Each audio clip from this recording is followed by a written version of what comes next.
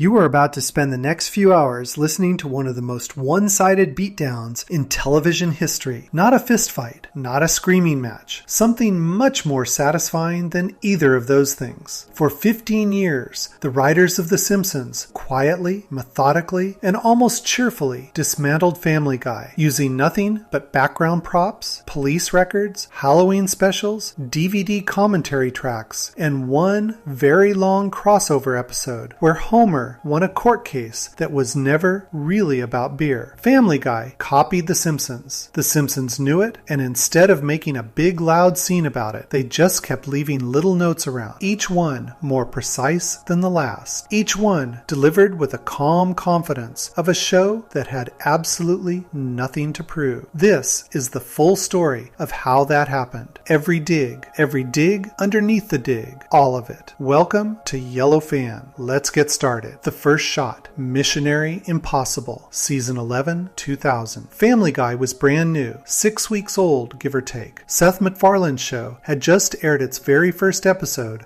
on January 31st, 1999. A show about a chubby, not very bright dad living in a fictional American town with his wife, his kids, and a talking baby. It was loud, it was crude, and it was airing on the exact same network, Fox, as the show that had basically invented that entire format 10 years earlier. The Simpsons had been on television since December 1989. By the time Family Guy showed up, The Simpsons was already a cultural institution. It had changed what animated television was allowed to be. It had proven that a cartoon could be sharp, emotional, funny, and genuinely adult without being gross for the sake of it. Matt Groening, James L. Brooks, and the writing staff had built something that the entire entertainment world had tried to copy, and for years, nobody had really managed it. And then Family Guy arrived, and did something a little more direct than most.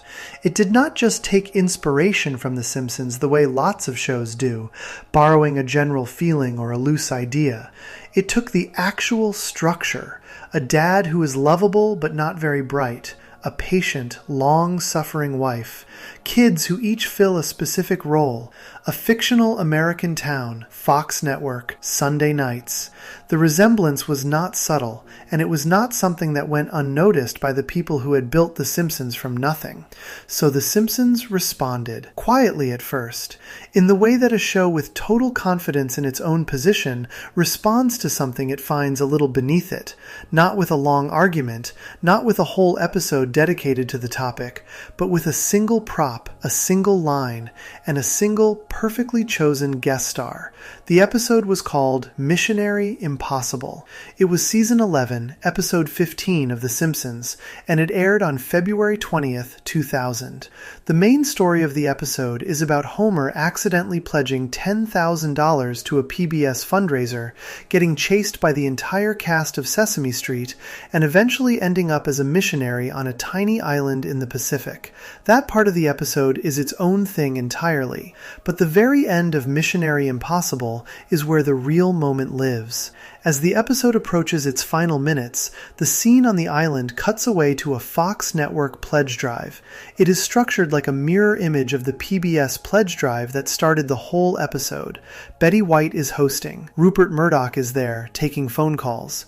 Various Fox television personalities are standing around, and Betty White, in her most concerned and sincere television voice, turns to the camera and makes her appeal to the audience. She says that if viewers do not call in right now and donate, crude, lowbrow programming will disappear from the airwaves forever. And as she says it, she reaches over and turns off a television set. The television has the Family Guy logo on it. She turns it off. The implication is impossible to miss. Crude, lowbrow, Family Guy, off. That is the entire joke. There is no follow-up. There is no character who comments on it or explains it. The show just puts that image in front of the audience for a few seconds and moves on. Bart saves the network by calling in the $10,000. The episode ends, and Family Guy has just been categorized, officially, by The Simpsons itself, as the representative example of everything low quality on television. What makes this moment worth spending time on is not just what it said, but when it said it. Family Guy was barely a year old. It had not yet built the massive fan base it would eventually develop. It had not yet been canceled and revived. It was just a new show on Fox that several people at The Simpsons clearly had some thoughts about. And instead of waiting, instead of letting Family Guy get big enough to be worth addressing, The Simpsons took its shot immediately, casually, almost parenthetically. The show used a guest star, a single television prop, and about 4 seconds of screen time to place Family Guy in a specific category. And that category was not a flattering one. Betty White was not a random choice either. Betty White in 2000 was already a beloved television figure. She had been a star since the 1950s. Having her be the one to hold up Family Guy as the example of crude, lowbrow content had a particular flavor to it.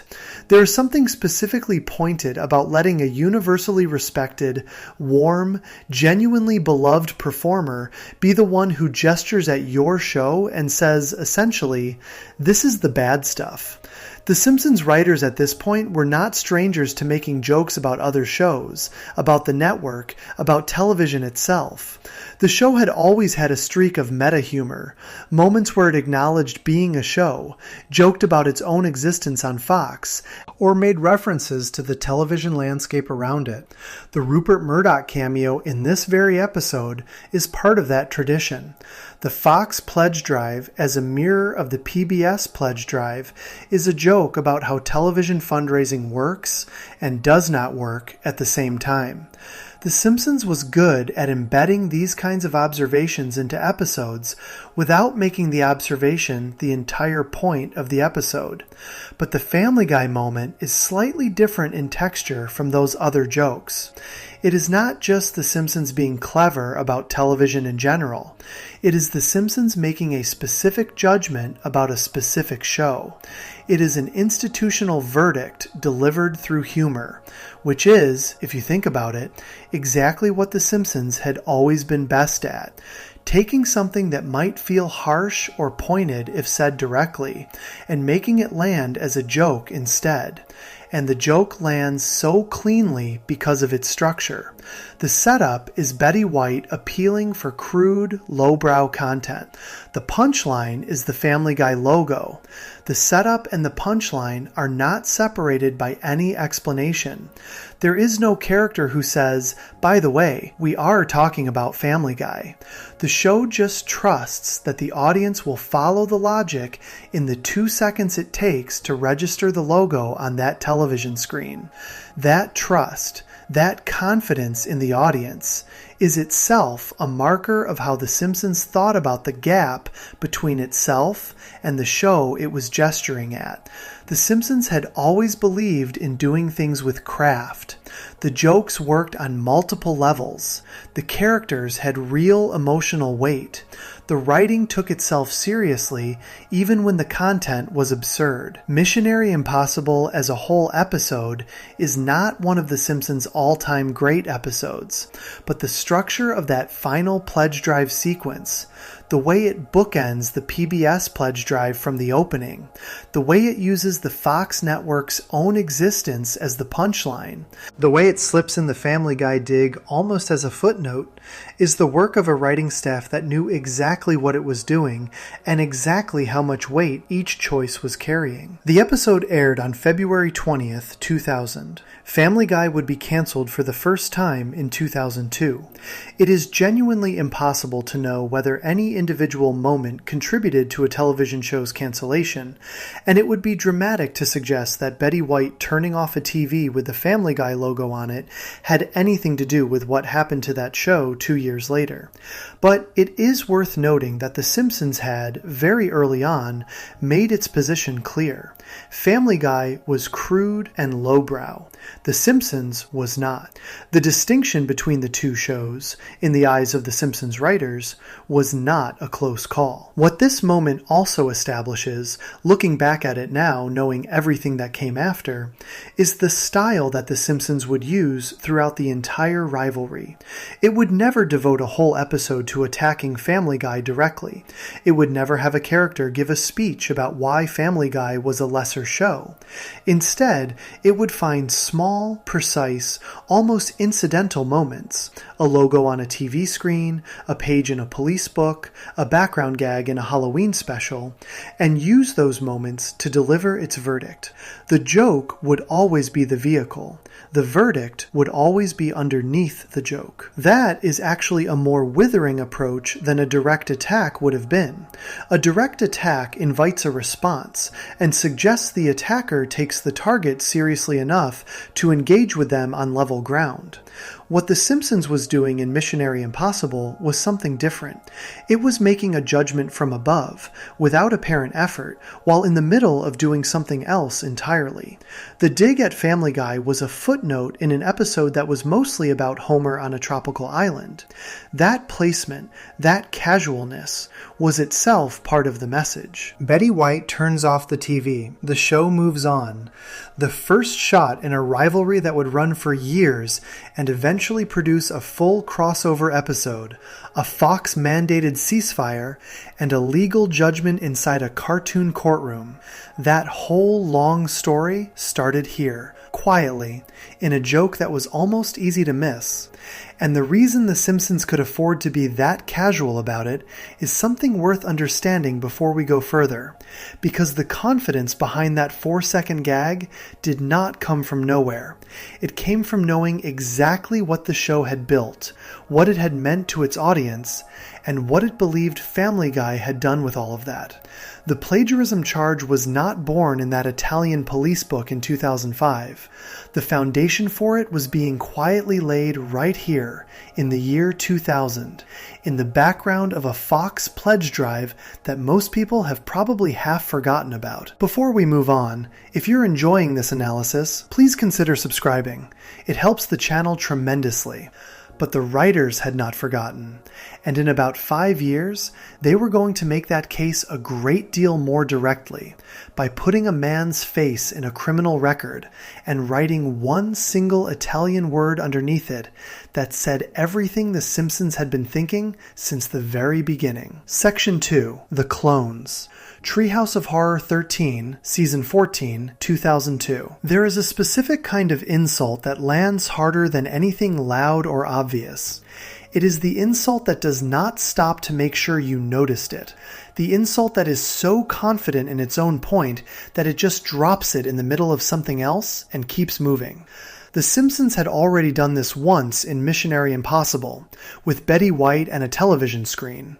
But that first shot, as clean as it was, still gave Family Guy a logo, still gave it an identity, still acknowledged it as a show with a name worth referencing.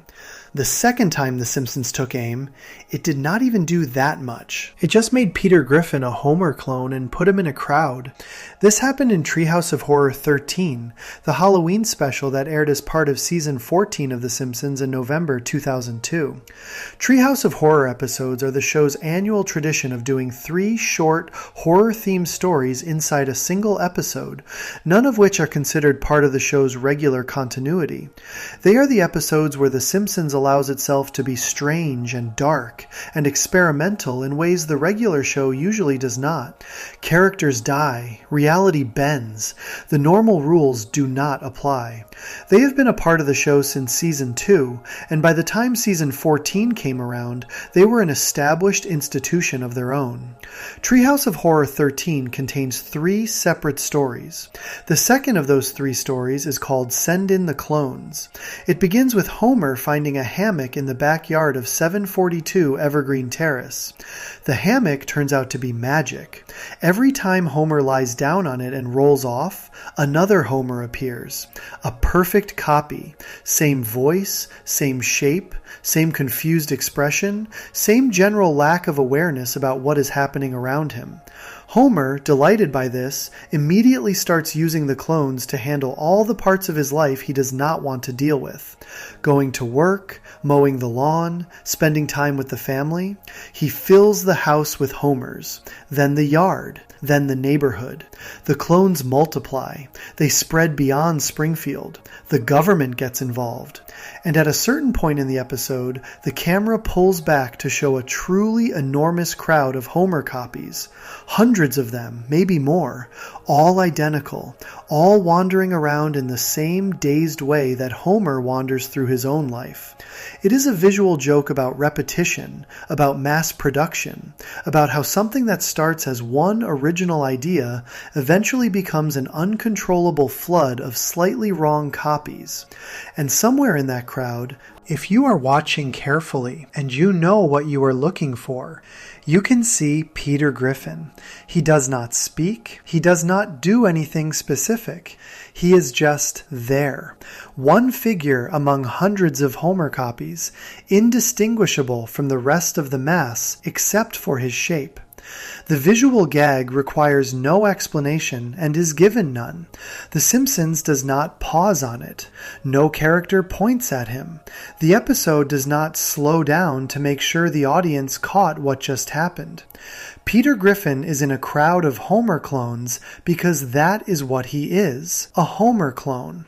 That is the entire joke, stated entirely through a single background image, and then the episode moves on without looking back. To appreciate how sharp this is, you have to understand what was happening with both shows at the time this episode aired. Family Guy had premiered in 1999 and run for 3 seasons. Fox canceled it in 2002, the same year this Treehouse of Horror episode aired. The cancellation happened because the ratings were not strong enough, and the network had decided the show was not worth keeping.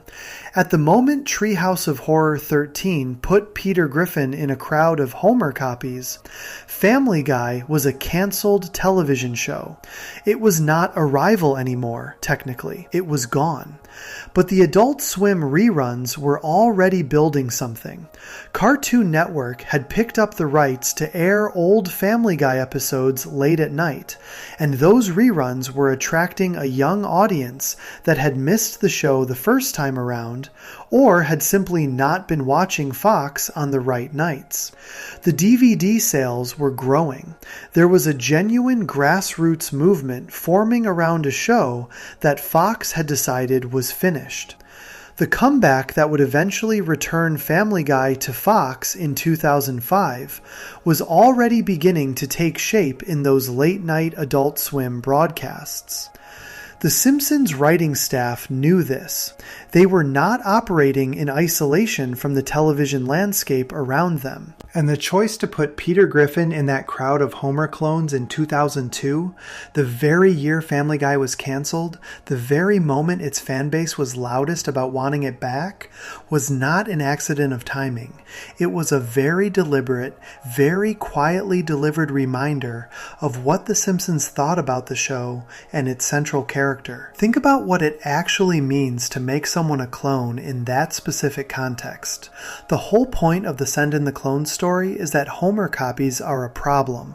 They are not better than the original. They are not even equal to the original. They are lesser versions, mass-produced, multiplying beyond any useful purpose, eventually requiring government intervention to deal with. Homer eventually has to destroy them. The clones are, within the logic of the story, an embarrassment, a joke about what happens when something gets copied too many times and loses whatever made the original worth anything. Putting Peter Griffin in that crowd takes all of that meaning and applies it to Family Guy without saying a single word. Peter is not presented as a parallel to Homer, not as an equal, not as a different take on the same general type of character. He is presented as a copy, one of many, not especially notable among the copies, just another figure in the flood of lesser Homers that the episode treats as a running disaster. What The Simpsons was doing here is something that its best moments have always done. It was using the internal logic of a story to make an external point without breaking the story to do it. The Homer Clones plot works completely on its own terms as a Halloween short. It is funny and strange and escalates properly into chaos. The Peter Griffin cameo does not interrupt any of that. It just sits inside the story and carries a meaning that has nothing to do with the story's plot, but everything to do with the show's awareness of its own cultural position. This is worth contrasting with how Family Guy typically made its jokes about The Simpsons. Family Guy's approach was more direct. Characters would reference The Simpsons by name, cutaway gags would parody specific Simpsons moments, the show would step outside of its own story to acknowledge the other show's existence. That approach has its own comedic energy, but it also requires the show to pause what it is doing and make the reference explicitly, which means the audience always knows exactly what it is looking at. There is no subtlety to decode. The joke announces itself. The Simpsons put Peter Griffin in a crowd and kept going. That is a different kind of confidence entirely. There is also something worth noting about what the clone joke says about The Simpsons' understanding of its own place in animation history. By 2002, The Simpsons had been on the air for 13 years. It had become one of the most successful and recognized television shows ever made. It had also, by this point, inspired an enormous number of other animated shows. Some good, some not so good, nearly all of them working in some way from the template it had established. The Simpsons was the original. Everything that came after was, in some sense, working in its shadow. Making Homer a source of clones is a joke about that reality. The show acknowledging, with humor and a certain amount of dark playfulness, that it had become the template, that there were copies of it everywhere, spreading in ways it could not control. And by placing one specific, recognizable copy in that crowd and giving him no special treatment, The Simpsons was making a point about hierarchy. Some copies are harmless, some are annoying, some are cancelled. All of them are lesser than the thing they copied. Peter Griffin gets no line in this episode. He gets no acknowledgement from any other character. He gets no moment where the show stops and says, "Look, here's the guy from Family Guy. Is that not funny?" He just exists in the crowd, briefly, and then the scene moves on. The joke is entirely in the placement. The insult is entirely in the context. You have to already understand what Homer clones mean within this story for the Peter Griffin cameo to land as anything other than a random background detail. Once you understand the context, it becomes one of the most precise things The Simpsons ever did in this whole long rivalry. It is also worth mentioning that this was not the first time The Simpsons had played with the idea of Peter Griffin being essentially the same character as Homer. The Treehouse of Horror 13 cameo is the most visual and direct version of that argument, but the show had been circling the idea since Missionary Impossible, and would return to it with increasing sharpness in the years ahead. The clone gag is not a one-off moment. It is part of a sustained, low-key campaign that the writers were running across multiple seasons and multiple episodes, always with the same underlying message. We came first, you copied us, and you have not done it as well. The timing, again, deserves attention. Family Guy was cancelled in the same year this episode aired. Fox had made its decision. And The Simpsons, in its annual Halloween special, quietly put the cancelled show's main character into a crowd of Homer copies and called it a footnote. There is something almost final about that, as if the writers were putting a period at the end of a sentence they had started in the year 2000. Except it was not the end, because Family Guy did not stay cancelled, it came back. And when it came back It came back bigger than the Simpsons writing staff had perhaps expected or wanted. By 2005, Family Guy was not just alive again, it was thriving. The DVD sales had been enormous. The Adult Swim ratings had proven there was a massive audience for the show. Fox reversed course completely, ordered new episodes, and brought Seth MacFarlane back to continue a show that had been definitively canceled 3 years earlier, which meant The Simpsons now had to deal with something it had not fully anticipated. The clone had survived the extermination. It had come back, and it was about to become a genuine competitor for the same audience on the same network on the same night.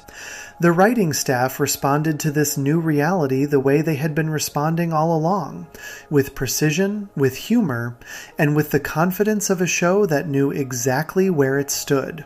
But this time, the quiet background gag was not going to be enough. This time, they were going to put it in writing, literally, in a document, an official record, the kind that, once it exists, is very difficult to argue with. Before we move on, if you're enjoying this analysis, please consider subscribing. It helps the channel tremendously. What came next was not a clone in a crowd. It was a mugshot in a criminal file, and the charge listed underneath it would follow Family Guy around for the rest of its existence. Section 3. The Criminal Record. The Italian Bob. Season 17, 2005. There is a difference between a joke that teases and a joke that convicts. The Betty White moment in Missionary Impossible was a tease. Fast, light, almost friendly in how casual it was. The Peter Griffin clone in Treehouse of Horror 13 was sharper, more pointed, but still technically deniable. You could argue, if you really wanted to, that the clone gag was just a random background detail, that it did not mean anything specific, that you were reading too much into a Halloween special. The Italian Bob made that argument impossible. Season 17, Episode 8 of The Simpsons aired on December 11th, 2005. The main story of the episode has nothing to do with Family Guy at all. It is a Sideshow Bob episode, one of the show's long-running traditions, where Kelsey Grammer's cultured, Shakespeare-quoting, Bart-obsessed villain returns for another chapter in his endless failed attempts to build a normal life.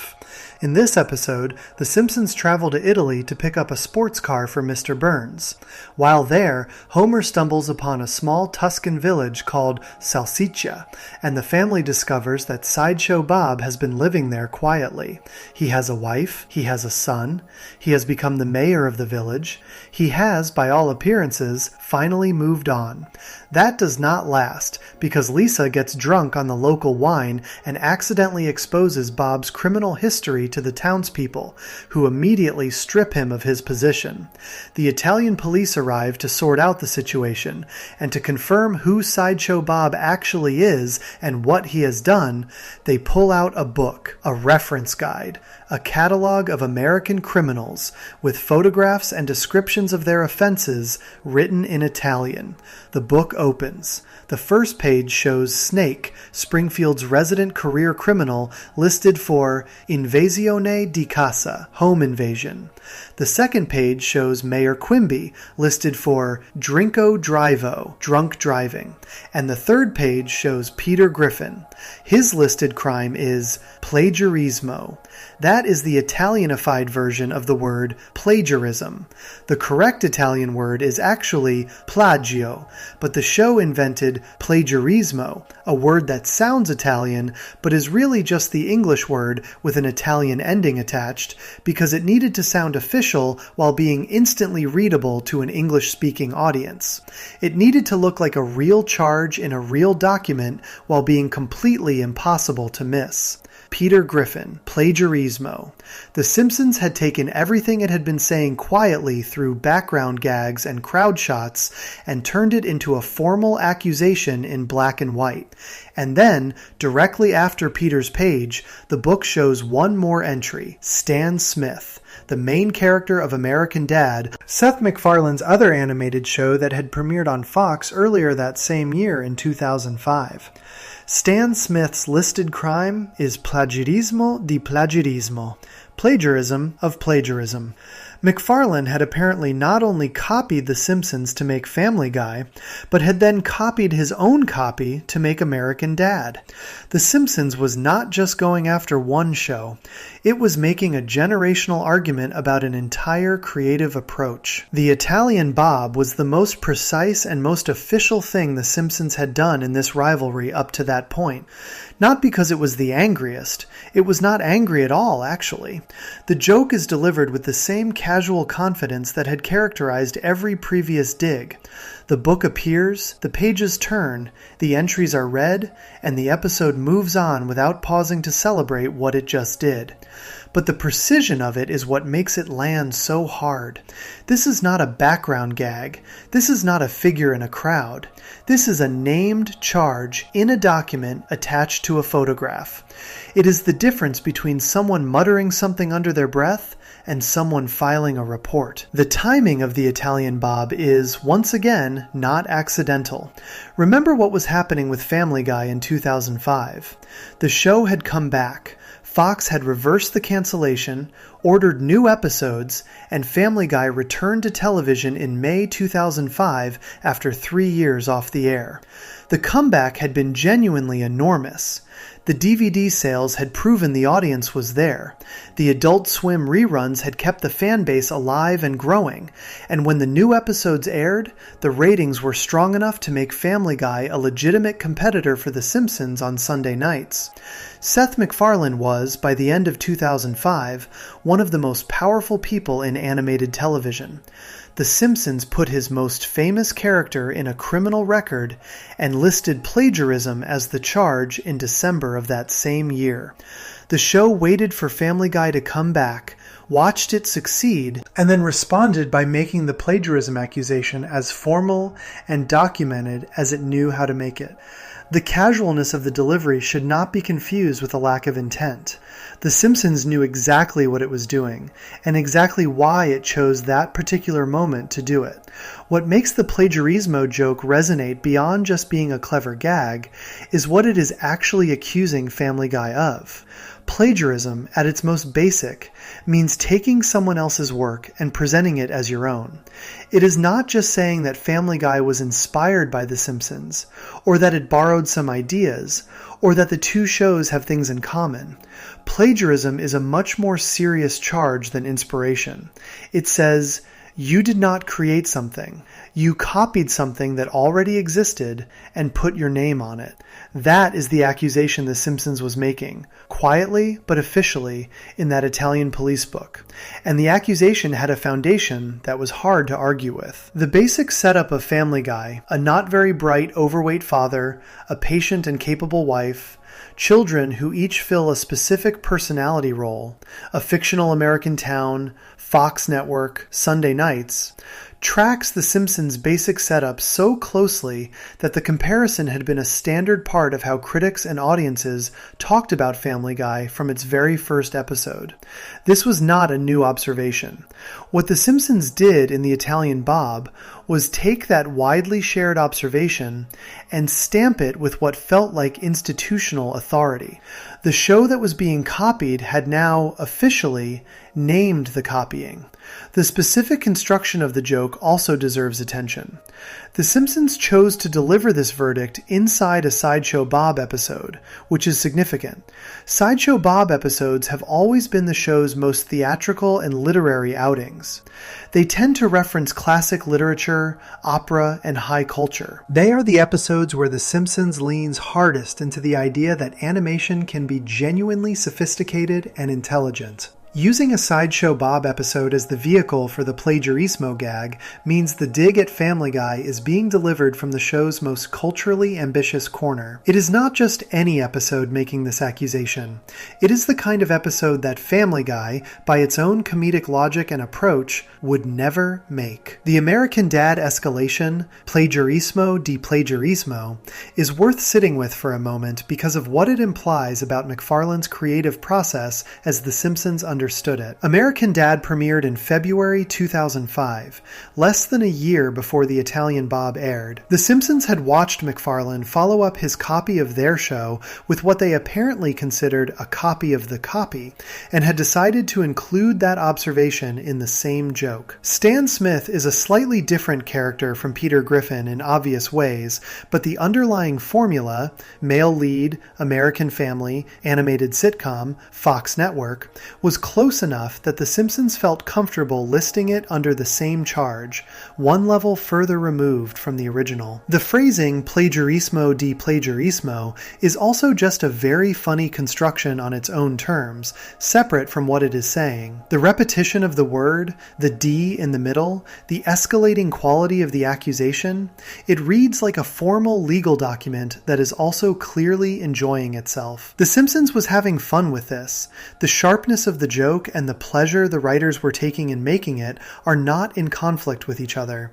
They are the same thing. The show had found a way to be both genuinely funny and genuinely pointed at the same time, which had always been its particular gift. It is also worth noting what the Italian Bob episode does not do. It does not have any character address the plagiarism accusation out loud. Homer does not see Peter Griffin's page in the book and make a comment about it. Lisa does not deliver a speech about creative originality and animation. Nobody winks at the camera. The joke is entirely self-contained within the prop. The book exists, the pages are visible, the charges are readable, and the episode moves on. This is the same structural choice The Simpsons had made in Missionary Impossible and Treehouse of Horror 13. Deliver the point without explaining the point, trust the audience to follow, and do not slow down for anyone who missed it. That trust, that refusal to over-explain, is itself a kind of argument about the difference between the two shows. The Simpsons had always believed that its audience was smart enough to follow a joke that did not announce itself. Family Guy's humor, by contrast, was built on a model where the joke often explained itself or repeated itself to make sure it landed. The cutaway gag format is, by design, a format where the show stops the main story, steps aside, shows you a tangential scene, and then steps back. It requires the audience to follow a break in continuity, but it does not require them to hold on to something subtle. The humor is delivered directly. The plagiarismo joke required nothing from the audience except attention. You had to be watching closely enough to read what was on the page of that book. If you were, the joke was complete and devastating in about 3 seconds. If you were not, the episode continued perfectly well without you having caught it. That design, a joke that rewards attention and does not need it at the same time, is the opposite of how Family Guy tended to build its humor, and that contrast is its own quiet argument about the creative gap between the two shows. By the end of 2005, The Simpsons had now made its position clear 3 separate times across 3 separate episodes across 5 years. A television set turned off, a face in a crowd, a name in a criminal record. Each time the method was different. Each time the delivery was casual. Each time the underlying message was the same. Family Guy copied us, we know it, and we are going to keep noting it in the most efficient and amusing way we can think of. What had not happened yet, what the rivalry had not yet produced, was any real response from Family Guy that matched this energy.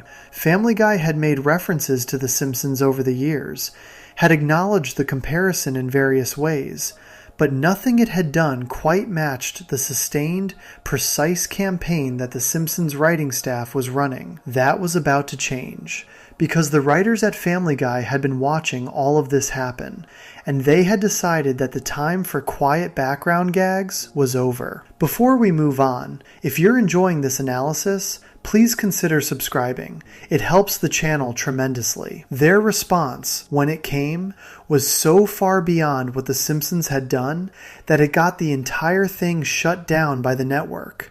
But before we get to that explosion, there is one more quiet, structural move that The Simpsons made, one that had nothing to do with an on-screen joke at all, but said more about how the writers truly felt than any visual gag ever could. Section 4. The Cutaway Abandonment. Al Jean and the DVD Commentary. There is a version of disrespect that does not involve saying anything at all. It does not require a joke. It does not require a background gag or a criminal record or a guest star turning off a television. It is the kind of disrespect that operates entirely through behavior, through what you choose to stop doing and why you choose to stop doing it. It is the kind of statement that only becomes visible when you know what to look for. And once you see it, it is somehow more cutting than anything that could have been said out loud. The Simpsons made this kind of statement about Family Guy, and it happened in a DVD commentary track that most casual fans have never heard. To understand what happened and why it matters, you need to understand what a cutaway gag actually is. A cutaway gag is a moment in a television episode where the main story stops, the scene cuts to something completely unrelated, a short joke plays out in that unrelated setting, and then the show cuts back to the main story. The connection between the cutaway and the main story is usually just a single line of dialogue. Someone says something, and the show illustrates it with a brief, unconnected scene. The joke lives in the gap between what was said and what the cutaway actually shows. The Simpsons used this format during its early seasons. Homer would say something, and the show would briefly cut away to a visual that paid off the comment in an unexpected direction. The Land of Chocolate sequence from Season 3 is probably the most famous example. Homer daydreams about a world made entirely of chocolate, the show cuts to that fantasy, Homer runs around eating everything, and then it cuts back to reality. It is a cutaway gag, a non sequitur visual built off a single moment in the main story. The Simpsons was doing this before Family Guy existed. This is not a contested point. Family Guy premiered in 1999. The Land of Chocolate sequence aired in Season 3 of The Simpsons in 1991. The Simpsons had been writing and airing cutaway-style gags for 8 years before Seth MacFarlane's show came along. What Family Guy did was take that format and make it the central engine of the entire show. The cutaway gag in Family Guy is not an occasional treat. It is the primary comedic structure. Episodes of Family Guy are built around cutaways the way a building is built around its frame. A character says something. The show cuts to an unrelated scene. The unrelated scene is the joke. The show cuts back. This happens constantly, throughout every episode, far more frequently than The Simpsons had ever used the format. Family Guy did not just borrow the cutaway, it claimed the cutaway. It turned a tool that The Simpsons had used occasionally into a brand identity. Seth MacFarlane has confirmed this directly. In an interview at SXSW, MacFarlane said that The Simpsons was responsible for his show's frequent use of cutaways, and he specifically cited Homer's Land of Chocolate fantasy as an example of the kind of humor that influenced how Family Guy was built. He said it openly, on the record. The inspiration was real, and MacFarlane did not try to hide it. The Simpsons writing staff knew this, and their response was not to make a joke about it. Their response was to stop. The DVD commentary for the Season 3 episode, Brother, Can You Spare Two Dimes?, reveals what happened. Season 3 showrunner Al Jean is on the commentary track, and at a certain point, he reacts to a cutaway-style joke in the episode. He notes that The Simpsons had started using these kinds of jokes more frequently, moments where the show would cut away to some unrelated visual to pay off a line of dialogue. And then he says that the show eventually moved away from that format. James L. Brooks, one of the most important people in the entire history of The Simpsons, a producer and creative force who had been part of the show from its very beginning, responds to this on the commentary. His response is 4 words, and then we knew it was dead. Gene's response follows immediately. Once they were copying us. That exchange is the whole story. The Simpsons had invented something. Family Guy had copied it so thoroughly and so visibly that the original version was no longer recognizable as belonging to The Simpsons. The format had been claimed by the copy, and so The Simpsons, rather than continuing to use something that audiences now associated with another show, simply stopped using it. They retired their own joke because someone else had taken it. Think about what that actually means in practical terms. A writing staff decides to stop writing a type of joke that they had been doing well for years because another show had started doing it constantly and had made that type of joke synonymous with the other show's identity.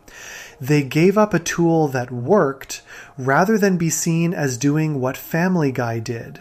The decision was not made because the jokes had stopped being funny.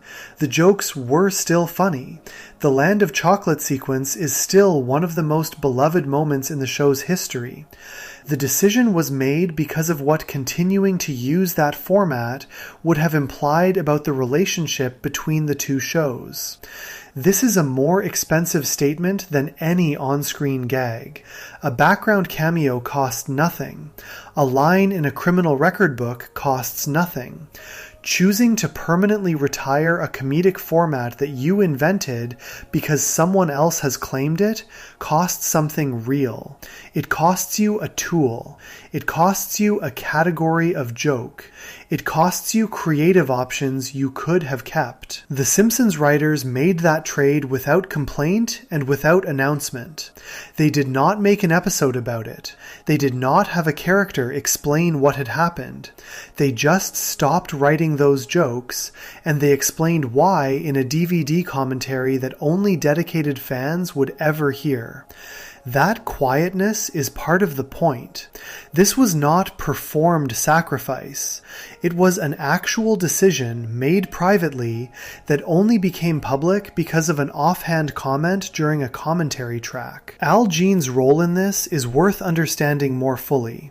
Gene had been with The Simpsons since the very first season in 1989. He and his writing partner Mike Reiss were the first members of the original writing staff, and together they served as showrunners during seasons 3 and 4, the seasons that many people consider to represent the show at its absolute best. Gene has never been shy about his feelings regarding Family Guy. He has been critical of the cutaway format in interviews. He gave himself the nickname Family Guy in the end credits of Treehouse of Horror 16, apparently as a joke, though given his stated opinions about the show, the joke had a certain edge to it. He was involved in the discussions around the 2014 crossover episode, and took issue with at least one joke in that episode that he felt went too far. Gene is not a person who has pretended the Family Guy situation was not something he had thoughts about. The DVD commentary moment is consistent with everything else he has said and done around this topic. When he says, "Once they were copying us," as the explanation for why The Simpsons stopped using cutaway gags, it reads as genuine. Not performed outrage, not exaggerated for comedic effect, just a plain statement of what happened and why. James L. Brooks saying, "And then we knew it was dead," is the more devastating half of the exchange. Brooks is not just a television producer. He is one of the most respected people in the history of American entertainment. His credits before The Simpsons include work that had already changed what television drama and comedy were allowed to do. When someone with that background says a type of joke is dead because a lesser show has claimed it, the judgment carries a particular weight. He is not being defensive. He is stating a fact about creative ownership and what happens when that ownership gets blurred beyond recovery. The thing that makes this whole story particularly interesting is that Family Guy's version of the cutaway format became enormously successful. The jokes were not bad. They were often very funny. The format worked for what Family Guy was trying to do and worked for the audience Family Guy was serving. MacFarlane built an entire creative identity out of a tool he had borrowed, and millions of people loved what he built. The success of the format in Family Guy's hands does not make the copying less real. MacFarlane himself confirmed where it came from, but it does mean that The Simpsons was giving up something genuinely valuable when it chose to retire those jokes. That choice, giving up something valuable rather than continuing to use it in the shadow of a copy, is its own form of pride. It is the pride of a show that cared about what it was associated with and what it was seen as doing. The Simpsons had a specific sense of its own identity, a specific idea about what it was and what it was not. And the cutaway abandonment is evidence of how seriously that identity was taken internally by the people who made the show. It also creates a strange situation when you watch old Simpsons episodes now. The Land of Chocolate sequence, the Hans Moleman moments, the brief non-sequitur visuals that the early seasons used so well, all of those exist in Simpsons episodes, and they are clearly Simpsons jokes, made years before Family Guy existed. But for a large portion of the current viewing audience, that type of humor registers as a Family Guy thing. The format that The Simpsons invented has become so thoroughly associated with MacFarlane's show that the original examples can feel, to younger viewers, like The Simpsons was doing something that belongs to Family Guy, which is exactly what Brooks and Gene were describing when they said the joke was dead. It did not die because it stopped being funny. It died because it stopped being theirs in the public imagination. And rather than fight for it, The Simpsons let it go. The rivalry between these two shows has a lot of visible, on-screen moments that are easy to point to and discuss. The criminal record, the clone in the crowd, the Betty White gag. But the cutaway abandonment might be the most honest window into what the writers of The Simpsons actually thought about Family Guy. Not the polished joke version of those thoughts, but the real version, the version that cost them something, the version that only surfaced because someone happened to be recording a commentary track on the day Gene and Brooks talked about it.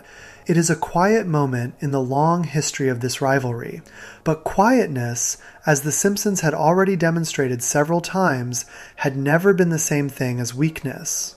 Before we move on, if you're enjoying this analysis, please consider subscribing. It helps the channel tremendously. What came next, though, was anything but quiet.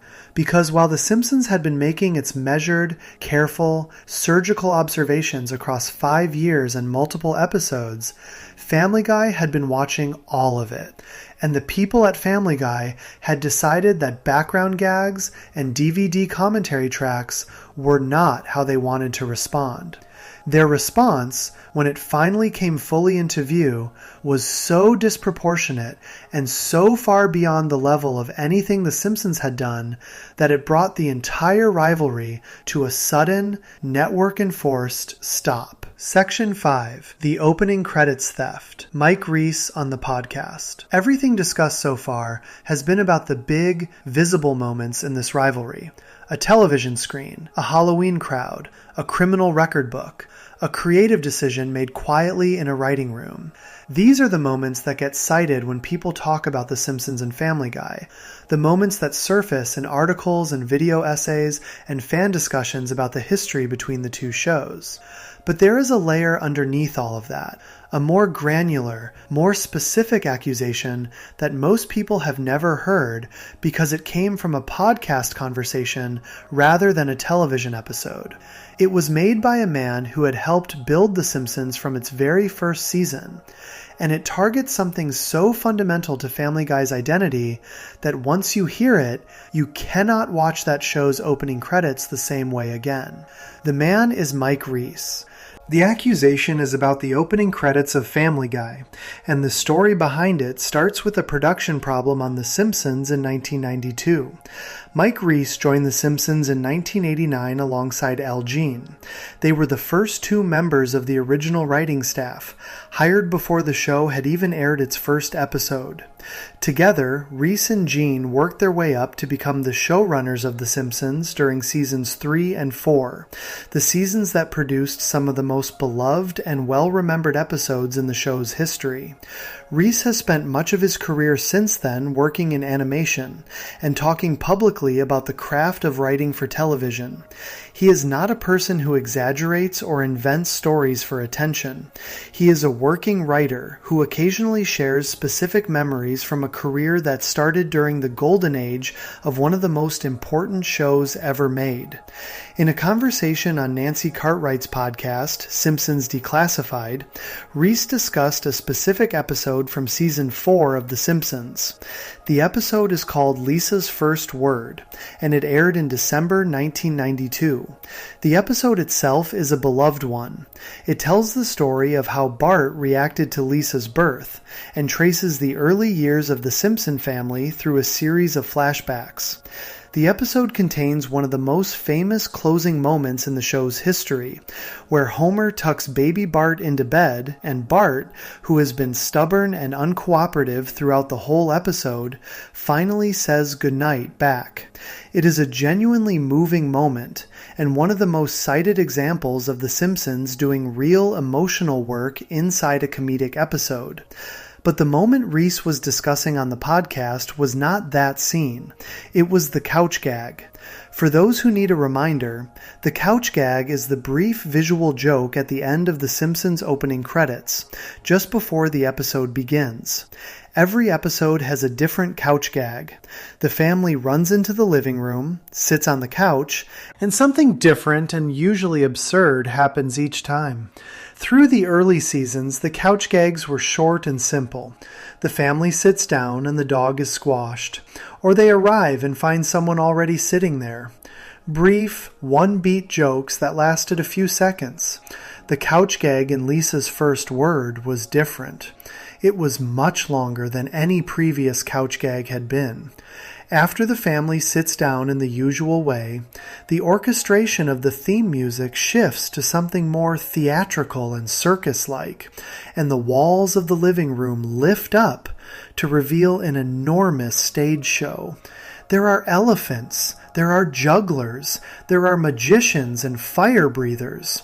A full Las Vegas-style production number unfolds, featuring the entire family at the center of a massive theatrical spectacle. The whole thing goes on for significantly longer than a couch gag had ever gone before, and it ends with the usual episode beginning. Reiss explained on the podcast exactly why that couch gag was so long. The episode was running short. After all the cutting and editing and refining that goes into a Simpsons episode, Lisa's First Word was coming in under the required runtime. The show needed more content to fill the slot. Reiss and Jean, in his telling, were ruthless editors who cut anything from an episode that was not working. He specifically said that they had no desire to write an extra long couch gag and had no particular creative ambition for it. They wrote it because the show was too short and they needed to pad the runtime. The elaborate stage show couch gag was a solution to a practical problem, not an artistic statement. And then Family Guy came along. Reiss said it plainly on the podcast. He said they did that, the extended, escalating, theatrically elaborate opening credit sequence. And then, when Family Guy came on the air, the opening credits of Family Guy look exactly the same. Look at the structure of Family Guy's opening credits, and this accusation becomes very difficult to dismiss. The Family Guy opening is a long, extended musical sequence in which the Griffin family performs an elaborate song and dance number, It goes on for significantly longer than a typical animated show's opening credits. It features the whole family, background characters, escalating production values, and a theatrical energy that is very different from the brief, simple openings that most animated sitcoms used at the time. It is, structurally, the same idea as that Lisa's first word couch gag. Extend the opening sequence into something theatrical and elaborate. Make the credits themselves a production number. Give the audience a performance before the episode even begins. The Simpsons invented that format by accident to solve a runtime problem in 1992.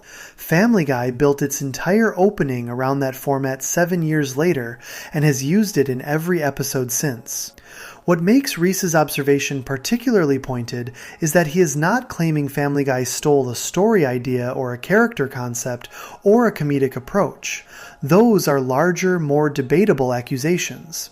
He is claiming that Family Guy copied the specific structure of a specific type of credit sequence that The Simpsons invented specifically because an episode was too short one afternoon in 1992. The accidental origin of the thing that got copied makes the copying feel even more complete. It was not even a deliberate creative choice that Family Guy took. It was a practical workaround that became iconic, and Family Guy looked at that iconic workaround and built its entire identity around it. Reese also mentioned on that same podcast appearance that Family Guy's opening was not the only place where this kind of direct borrowing had occurred. He discussed the Sideshow Bob rake gag, the extended sequence in the Season 5 episode Cape Fear, where Sideshow Bob repeatedly steps on rakes and gets hit in the face, again and again, for an implausibly long time. That gag, too, was written because the episode was running short. Reese said it was devised because the show was too short, the same explanation as the couch gag. The joke was invented as filler, became one of the most famous bits in the show's history, and influenced a generation of comedy writers who were watching The Simpsons figure out that a joke could become funnier through sheer repetition, past the point of normal comedic comfort. Family Guy's approach to extended gags, running a joke far longer than expected, repeating something until it stops being funny and then becomes funny again, traces directly to experiments The Simpsons was running in the early 1990s to solve runtime problems. The tools that Family Guy made central to its identity were developed by the Simpsons writers as emergency solutions to production issues. Reese making these observations on a podcast rather than in an episode of The Simpsons is worth thinking about. The on-screen digs, the Betty White moment, the Plagiarismo page, the clone in the crowd, were all filtered through the show's comedic sensibility. They were jokes first. The underlying accusation was real, but it was delivered through humor, which gave it a kind of deniability, and also a kind of distance. You could laugh at the Plagiarismo gag without fully registering that the people who wrote it genuinely believed what it was saying. Reese on a podcast is different. There is no joke filter.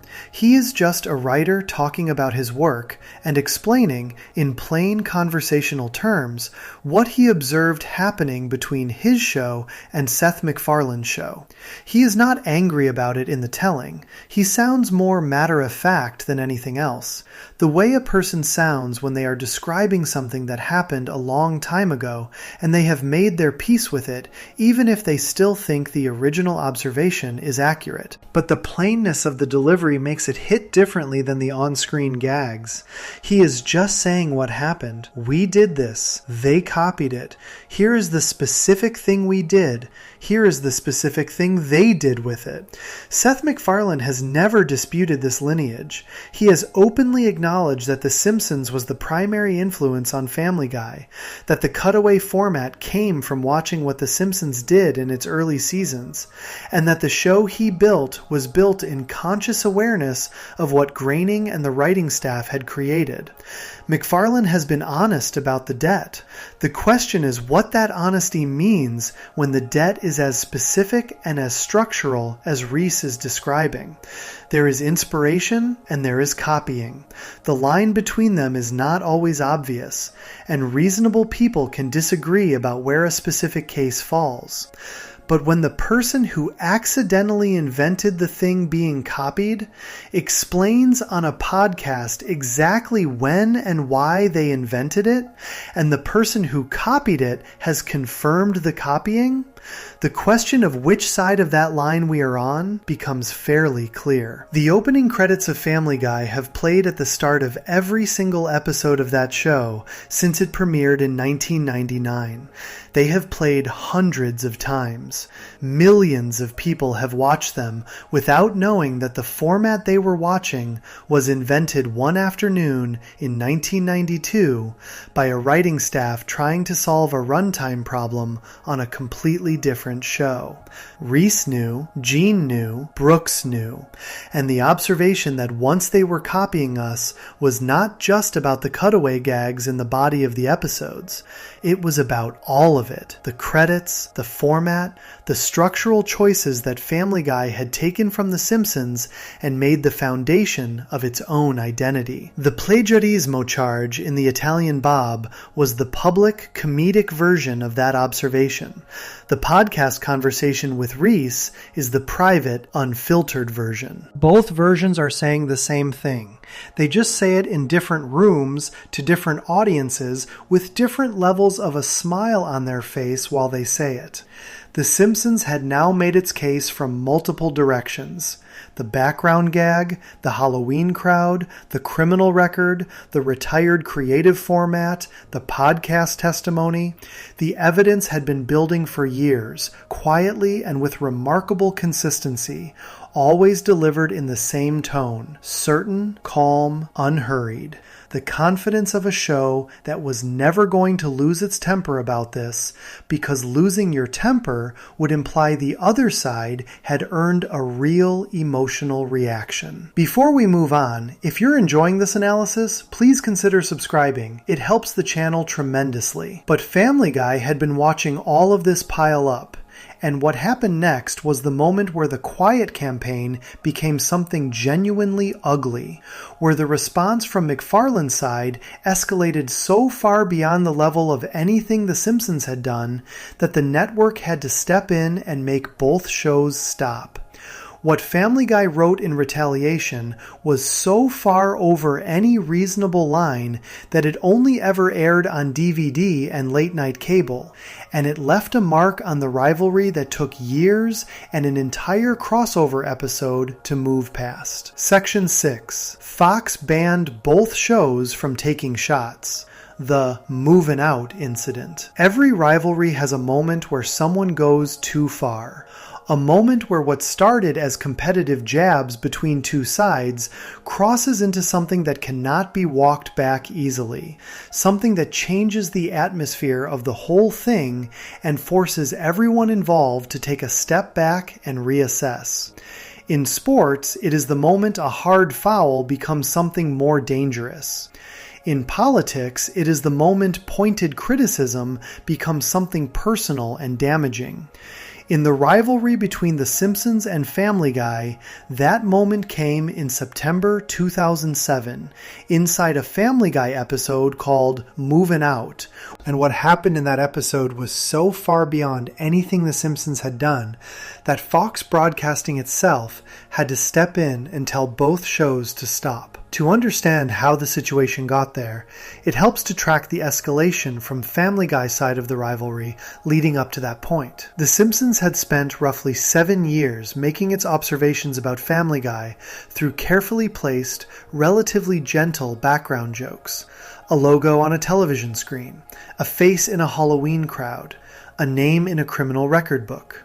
These were pointed, yes, and the people who made them clearly meant what they were saying, but they were jokes. They were delivered through humor and embedded in episodes that were about entirely other things.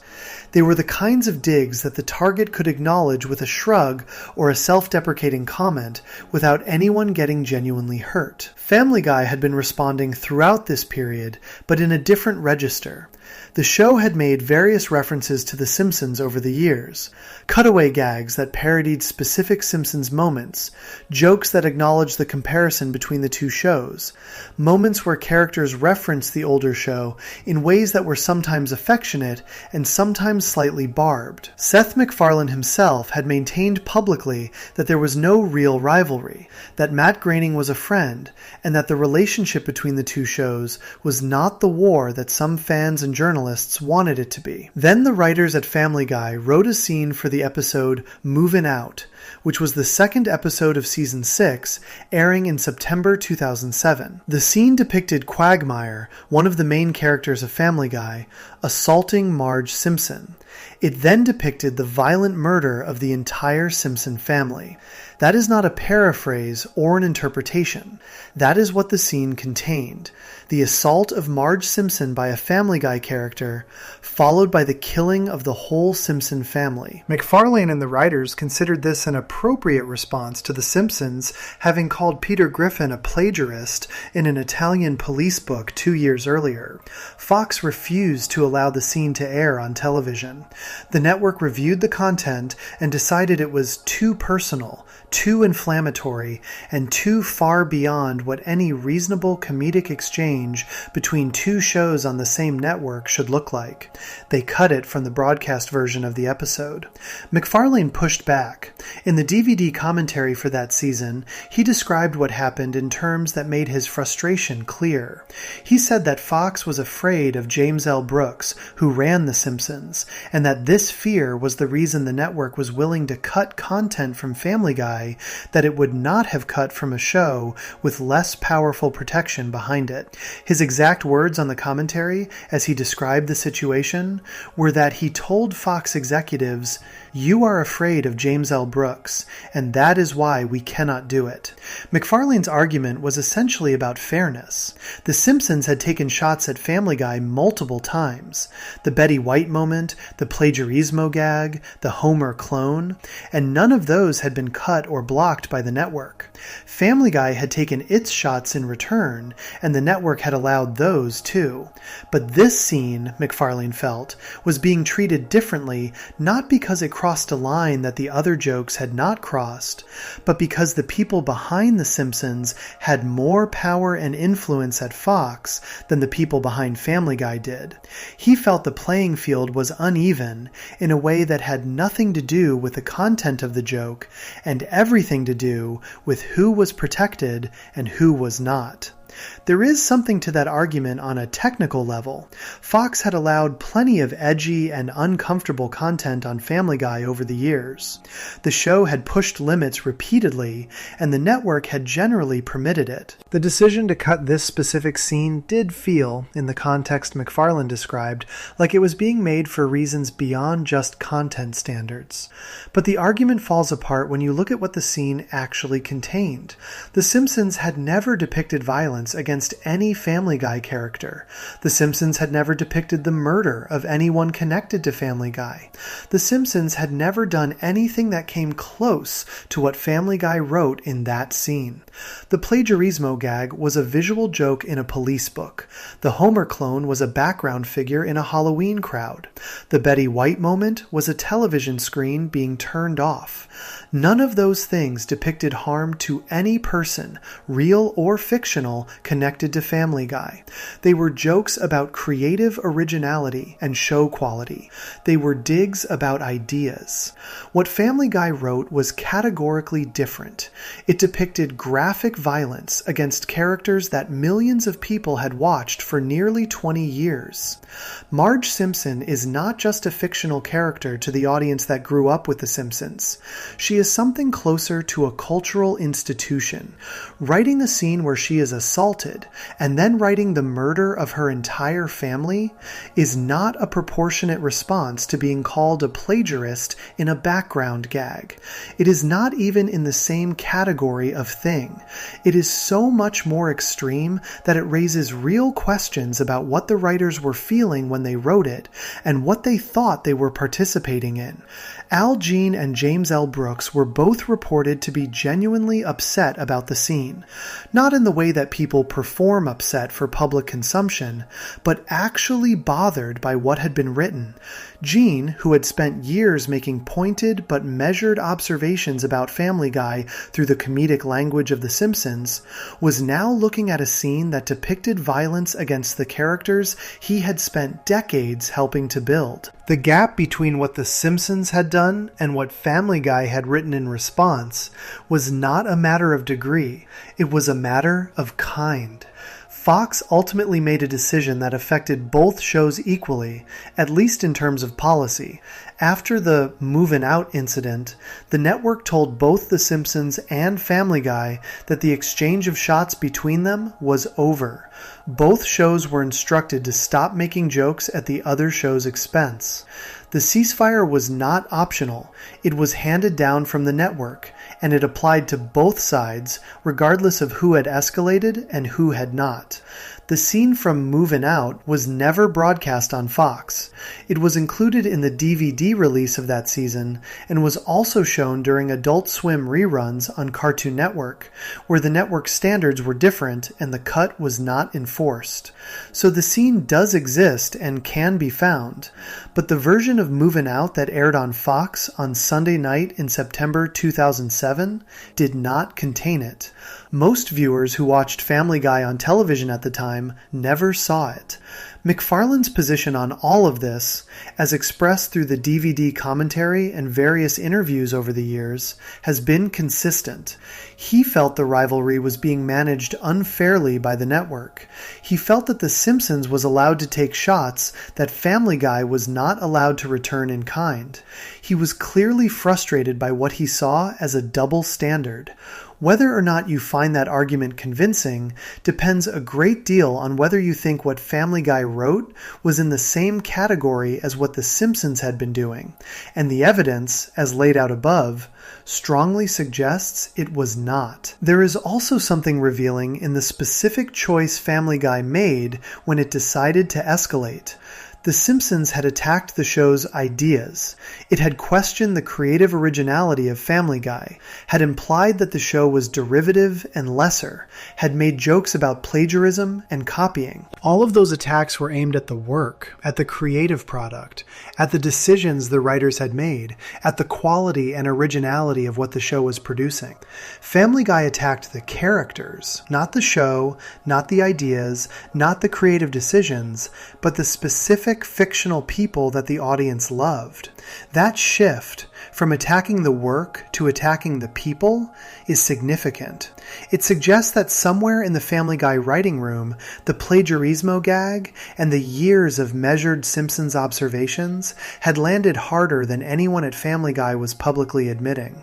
You do not write a scene depicting the murder of a rival show's entire cast because you are completely unbothered by what that rival show has been saying about you.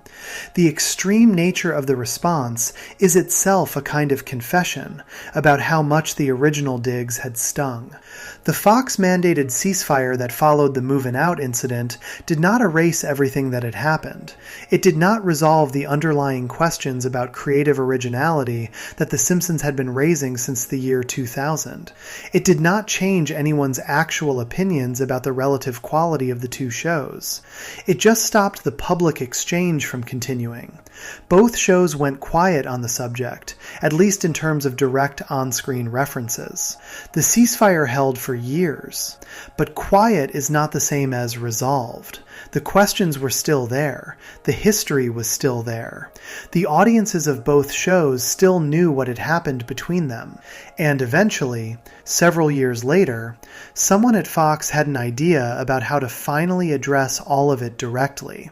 Not through background gags or DVD commentary tracks or network policy decisions, but through an actual story, told in an actual episode, where the two shows would finally have to share a screen and work out their differences in front of everyone watching. Before we move on, if you're enjoying this analysis, please consider subscribing. It helps the channel tremendously. That episode would take years to develop and would produce some of the most interesting and strange television the rivalry had ever generated. But before we get there is one more piece of this story that most people have never heard. A specific accusation from a specific Simpsons writer about something so fundamental and so granular that it makes everything else look like the broad strokes version of the argument. Section 7. The crossover that kept admitting the truth. The Simpsons Guy, 2014. 7 years is a long time for a ceasefire to hold. From the moving out incident in 2007 to the fall of 2014, both shows kept their agreement and stayed off each other's turf. No more criminal record books, no more background cameos designed to make a point, no more scenes depicting violence against the other show's characters. The Fox mandate had done what it was supposed to do. It had stopped the public back and forth and let both shows go back to being television programs rather than combatants. But the questions that the rivalry had raised were still unanswered. The Simpsons had never officially gotten a response to the plagiarismo charge. Family Guy had never officially addressed what the ceasefire had interrupted. The two shows had been circling each other on the same network for 15 years, sharing a Sunday night time slot, competing for the same general audience, and the fundamental issue between them, the question of what Family Guy owed to The Simpsons and whether that debt had ever been properly acknowledged, had simply been paused rather than resolved. The idea for a crossover episode had actually been discussed for years before it happened. Richard Appel, a Family Guy executive producer who had previously written for The Simpsons, was the person who first suggested it seriously. Appel occupied a genuinely interesting position in this whole story. He had worked on both shows, understood both writing rooms, and was perhaps better placed than anyone to imagine what a meeting between the two families might look like. Fox announced the crossover in July 2013.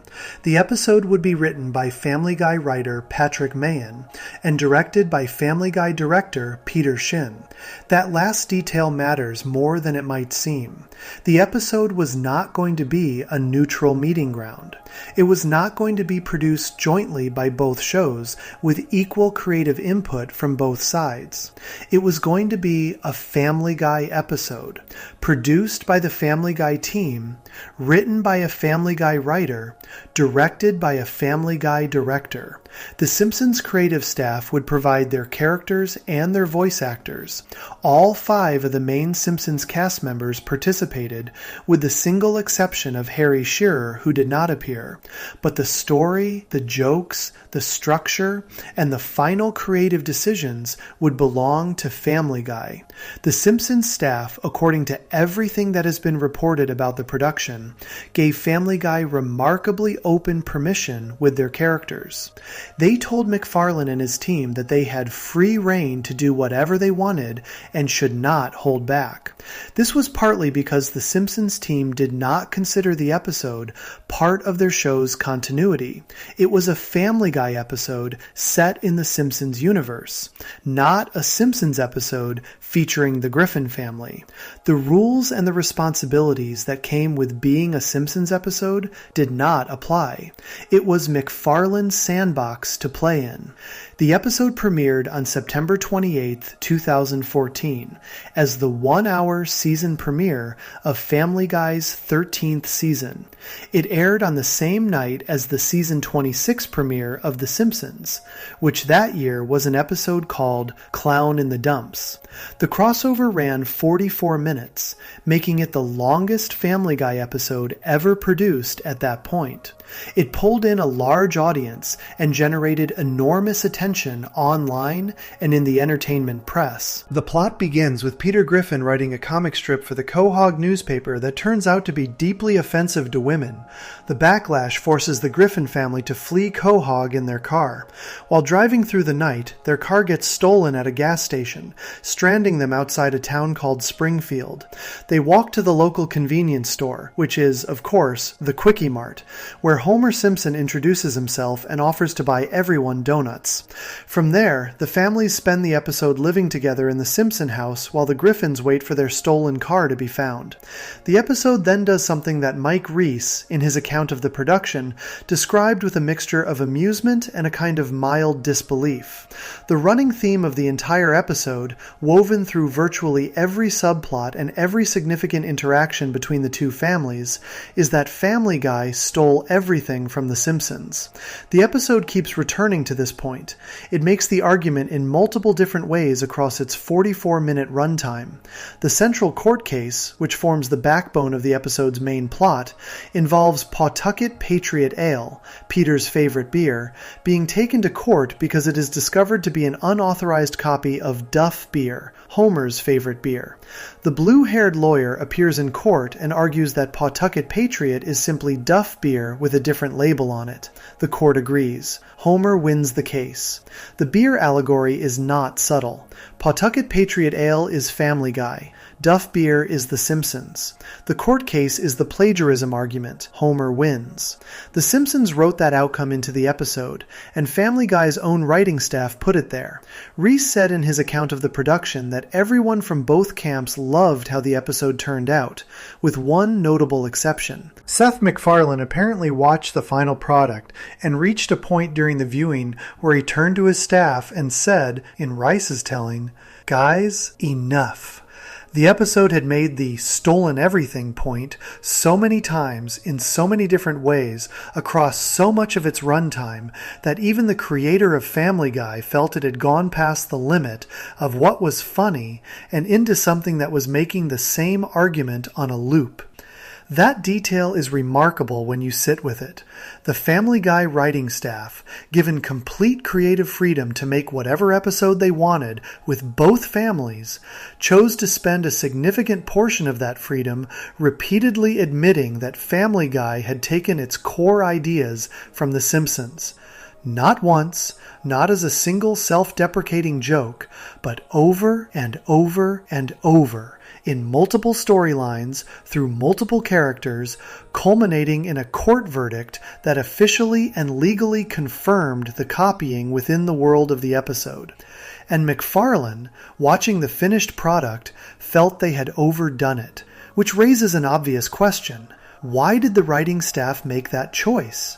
They had been given free rein. They could have made any episode they wanted. They could have celebrated both shows equally, or focused on what made Family Guy different and distinct, or simply told a funny story that happened to feature both sets of characters. Instead, they kept coming back to the plagiarism argument, the argument that The Simpsons had been making since 2000 through background gags and criminal records and DVD commentary tracks, and that Family Guy had never directly addressed. One interpretation is that the Family Guy writers, finally given the opportunity to engage with the older show directly and officially, found themselves unable to do anything other than acknowledge the truth of what The Simpsons had been saying. The plagiarismo charge had been sitting there for 9 years. The Homer clone moment had been sitting there for 12 years. The Betty White gag had been sitting there for 14 years.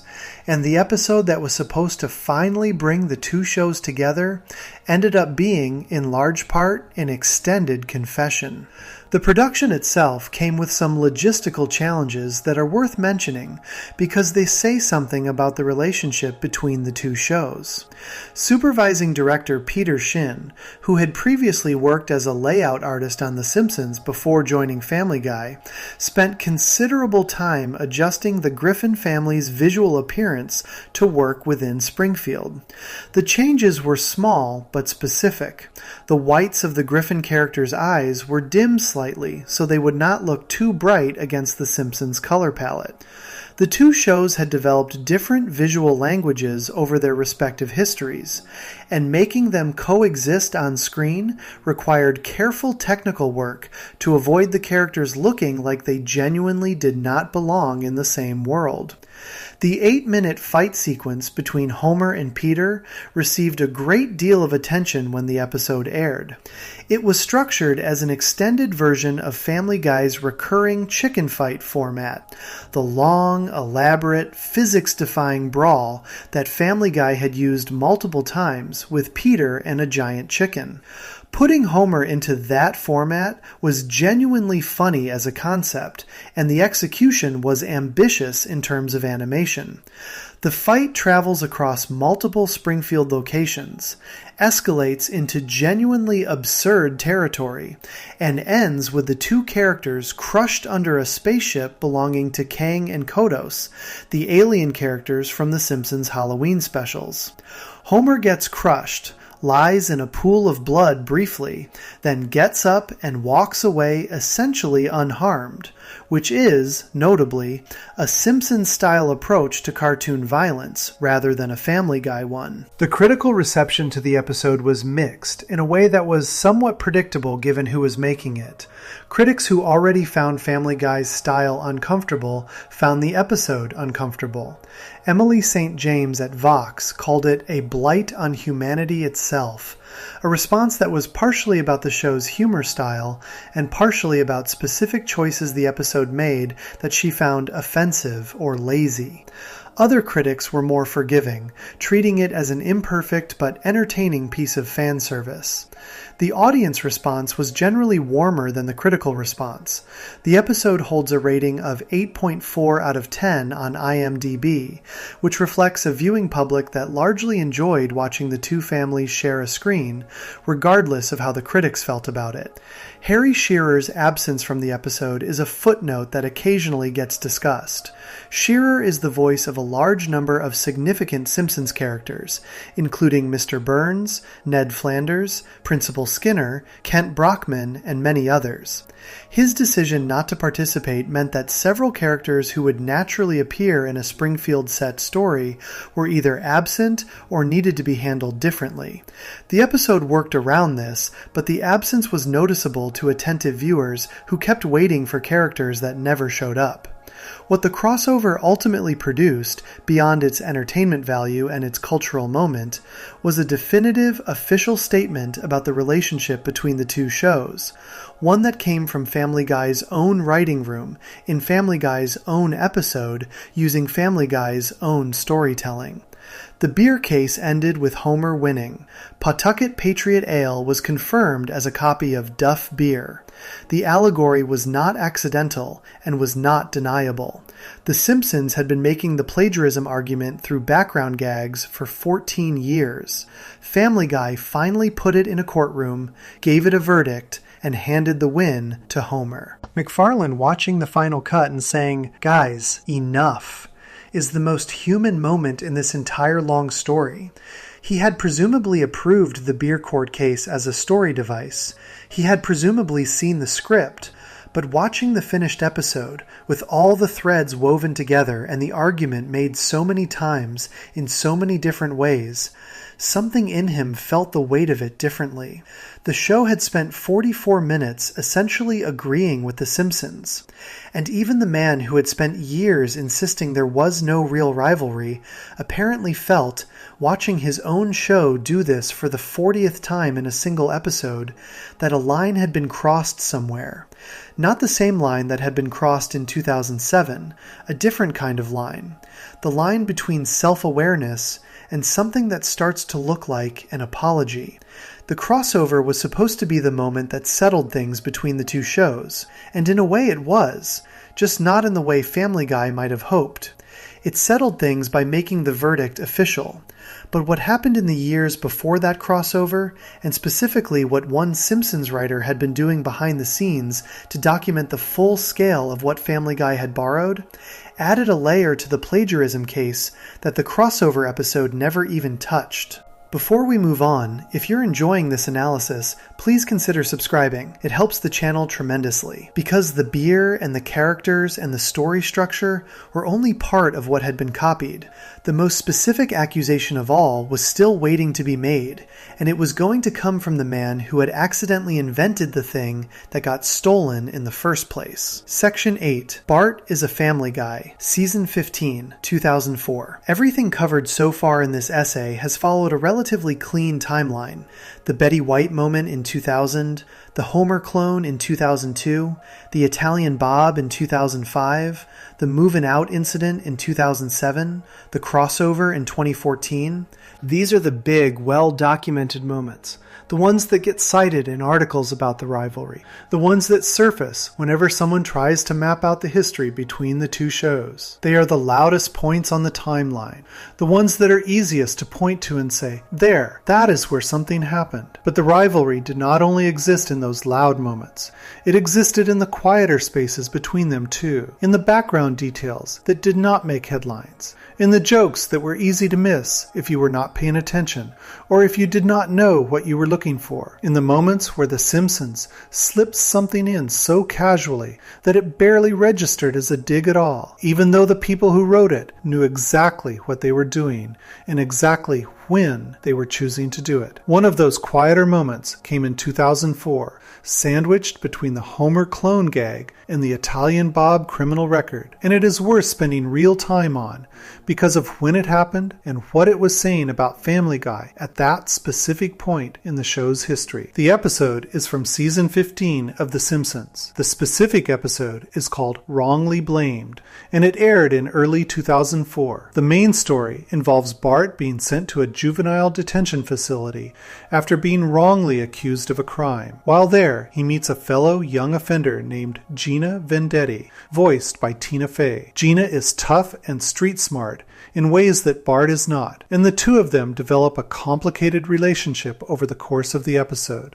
Part adversarial, part something closer to genuine connection, the kind of dynamic that The Simpsons had always been good at sketching quickly and then letting breathe inside a single episode's runtime. At a certain point in the episode, Gina and Bart get into an argument. It escalates, and in the heat of that argument, Gina insults Bart by calling him a family guy. She does not say it as a compliment. She does not say it with any warmth or affection. She says it the way you say something to someone when you want to diminish them, when you want to make them feel small or ordinary or less than what they think they are. She uses it as a put-down. The phrase family guy, in the context of that argument, means something like soft, or suburban, or boring, or someone who plays it safe, someone without real edge, someone who goes home at the end of the day and does what he is supposed to do rather than what he actually wants to do. The joke lands on two levels simultaneously, and The Simpsons was counting on both of them landing at the same time. On the surface, within the story of the episode, it is just a character using a phrase to insult another character. Gina is taunting Bart. The phrase works as dialogue because it fits the emotional beat. She is trying to make him feel ordinary, and the words she chooses communicate that. The scene makes complete sense as a story moment without any external reference. But the external reference is impossible to ignore once you know it is there. This episode aired in early 2004. At that precise moment in television history, Family Guy was in the middle of its most important period of fan resurgence. The show had been canceled by Fox in 2002, the same year The Simpsons put Peter Griffin in a crowd of Homer clones. But it had not gone away. The DVD sales for the first few seasons of Family Guy had been genuinely extraordinary. When Fox released the Season 1 and Season 2 DVD sets, they sold in numbers that nobody at the network had anticipated. The Adult Swim reruns on Cartoon Network were drawing large late-night audiences. The fan base that had grown around the canceled show was loud, passionate, and growing month by month. Fox had not yet officially ordered the new episodes that would bring Family Guy back in 2005. That announcement would come later in 2004. But the conversation about whether Family Guy deserved to return was happening loudly and publicly throughout early 2004, driven by the DVD sales and the Adult Swim ratings. The people who loved Family Guy were making their voices heard, and the numbers were hard for Fox to ignore. The Simpsons put the phrase Family Guy in a character's mouth as an insult at the exact moment that phrase was most loaded and most contested in the cultural conversation around television. While Family Guy's fans were fighting for the show's return, arguing that it deserved to be back on the air, insisting that it was funny and smart and undervalued, the Simpsons had a character use the show's name as a way to call someone soft and boring. The timing was not an accident.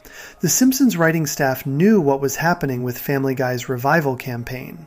They read the same entertainment news that everyone else read. Al Jean knew, the writers knew, and they made a choice about when to deploy this particular joke. What makes the wrongly blamed moment interesting in the context of this whole essay is that it is the most deniable of all the digs The Simpsons ever took at Family Guy. The Betty White moment required a specific television prop with the Family Guy logo on it. The Homer clone required a recognizable character shape in a specific crowd. The Italian Bob required Peter Griffin's photograph in a police book with a specific word written under it. All of those moments had a direct visual or textual connection to Family Guy that could not be explained away. The wrongly blamed moment has no direct visual connection to Family Guy at all. There is no logo, there is no character, there is no image. There is only a phrase, the same phrase that happens to be the name of a competing television show, used as an insult in an argument between two cartoon children. You could watch that scene and never once think about Seth MacFarlane's program. You could take the line entirely at face value as a character moment between Gina and Bart, and the episode would make complete sense. The dig, if you want to call it that, is entirely verbal and entirely deniable. But Al Jean's public record around Family Guy removes a lot of that deniability. Gene has been on record as being critical of Family Guy and its approach to comedy. He is the person who said, "Once they were copying us on the DVD commentary." He is the person who later gave himself the nickname Family Guy in the credits of a Halloween special. He was the showrunner of The Simpsons during the period when all of these episodes were being made. The idea that the writing staff looked at the phrase Family Guy as a potential insult in a piece of dialogue and did not immediately register the external reference, given Gene's documented attitude toward that external reference, requires a level of coincidence that is very difficult to accept. The structure of the insult itself is also worth examining. Gina uses Family Guy as a way to call Bart ordinary, safe, the kind of person who does not take real risks, the kind of person who goes through the motions of what is expected rather than doing something genuinely original or dangerous. Within the context of a juvenile detention facility, being called a Family Guy means you do not really belong there. You are just visiting the edge, not actually living on it. You are imitating the aesthetic of rebellion without having the genuine article underneath.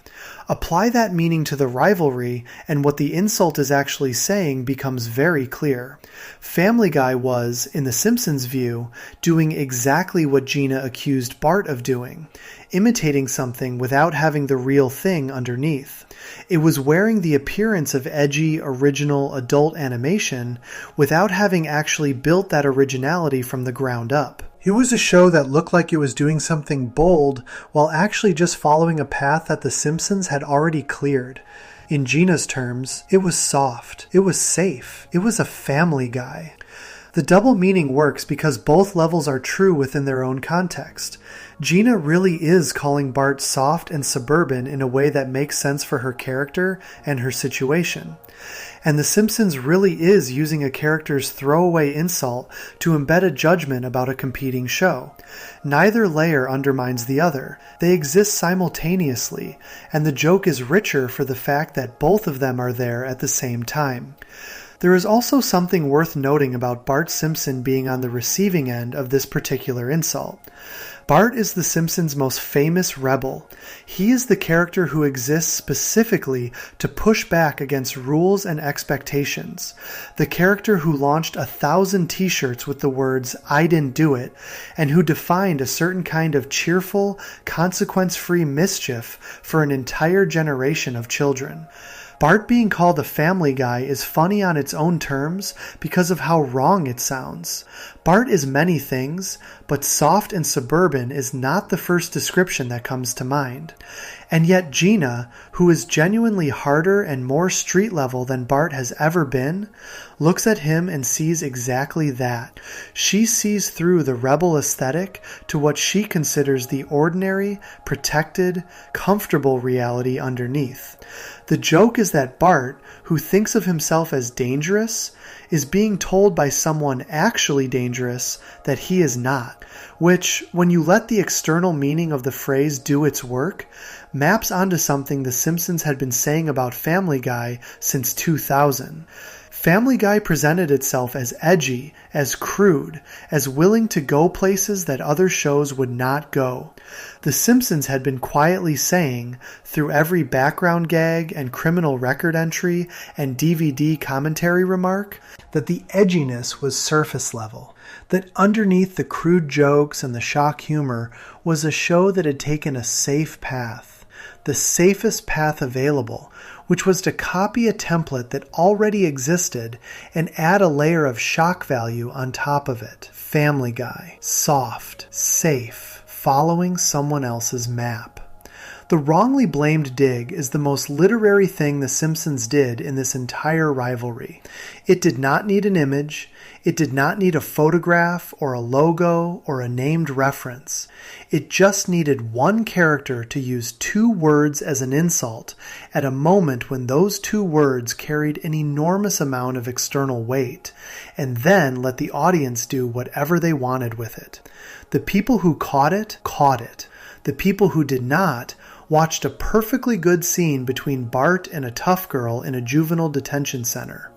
Both groups watched the same episode, only one group watched the same joke. This quiet, deniable, layered approach to the rivalry had been the Simpsons' method all along.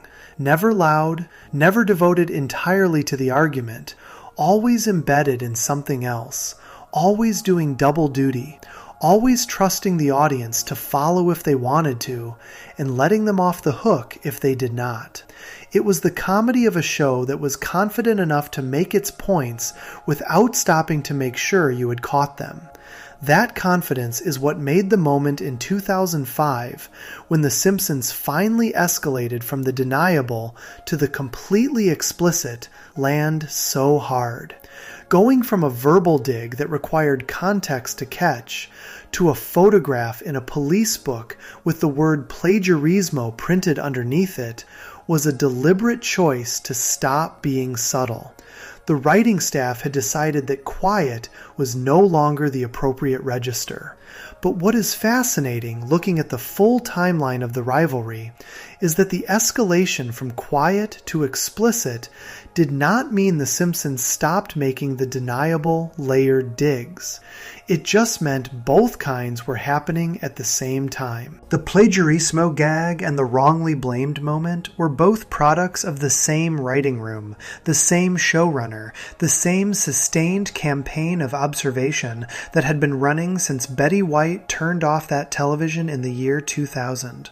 The Simpsons was playing both games simultaneously. The explicit digs gave the rivalry its headline moments. The quiet digs gave it its texture. And the quiet ones, precisely because they required the audience to bring something to them in order to fully land, were in some ways the sharper of the two. Before we move on, if you're enjoying this analysis, please consider subscribing.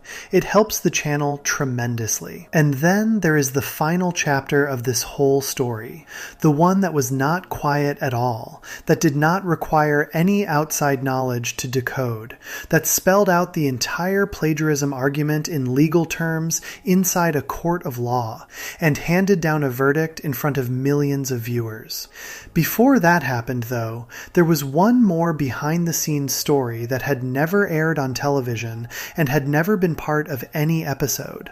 A story about what the opening credits of Family Guy actually were, where they actually came from, and how the man who accidentally invented them felt about what Seth MacFarlane had done with his mistake. Section 9. The Plagiarismo di Plagiarismo Escalation. Stan Smith gets it too. There is a moment in any long argument where the person making the case decides that one charge is not enough, where the evidence has accumulated to the point that a single accusation feels incomplete, like it is only capturing part of what actually happened, where the full picture requires not just pointing at the original offense, but tracing everything that grew from it, every branch, every offshoot, every version of the same problem wearing a slightly different face. The Italian Bob was that moment for The Simpsons. And the reason it was that moment is not just because of what it said about Family Guy. It is because of what it said about the show that came after Family Guy. The show that Seth MacFarlane made when he decided to try again. American Dad premiered on Fox on February 6, 2005. It was created by Seth MacFarlane along with writers Mike Barker and Matt Weitzman. The show centers on Stan Smith, a conservative CIA agent living in suburban Virginia with his wife Francine, his daughter Haley, his son Steve, an alien named Roger who lives in the attic, and a fish named Klaus who has the brain of a German man. It is an animated family sitcom on Fox. It airs on Sunday nights. The main character is a not entirely bright man with strong opinions who gets into absurd situations with his family while his more reasonable wife tries to manage the chaos around him.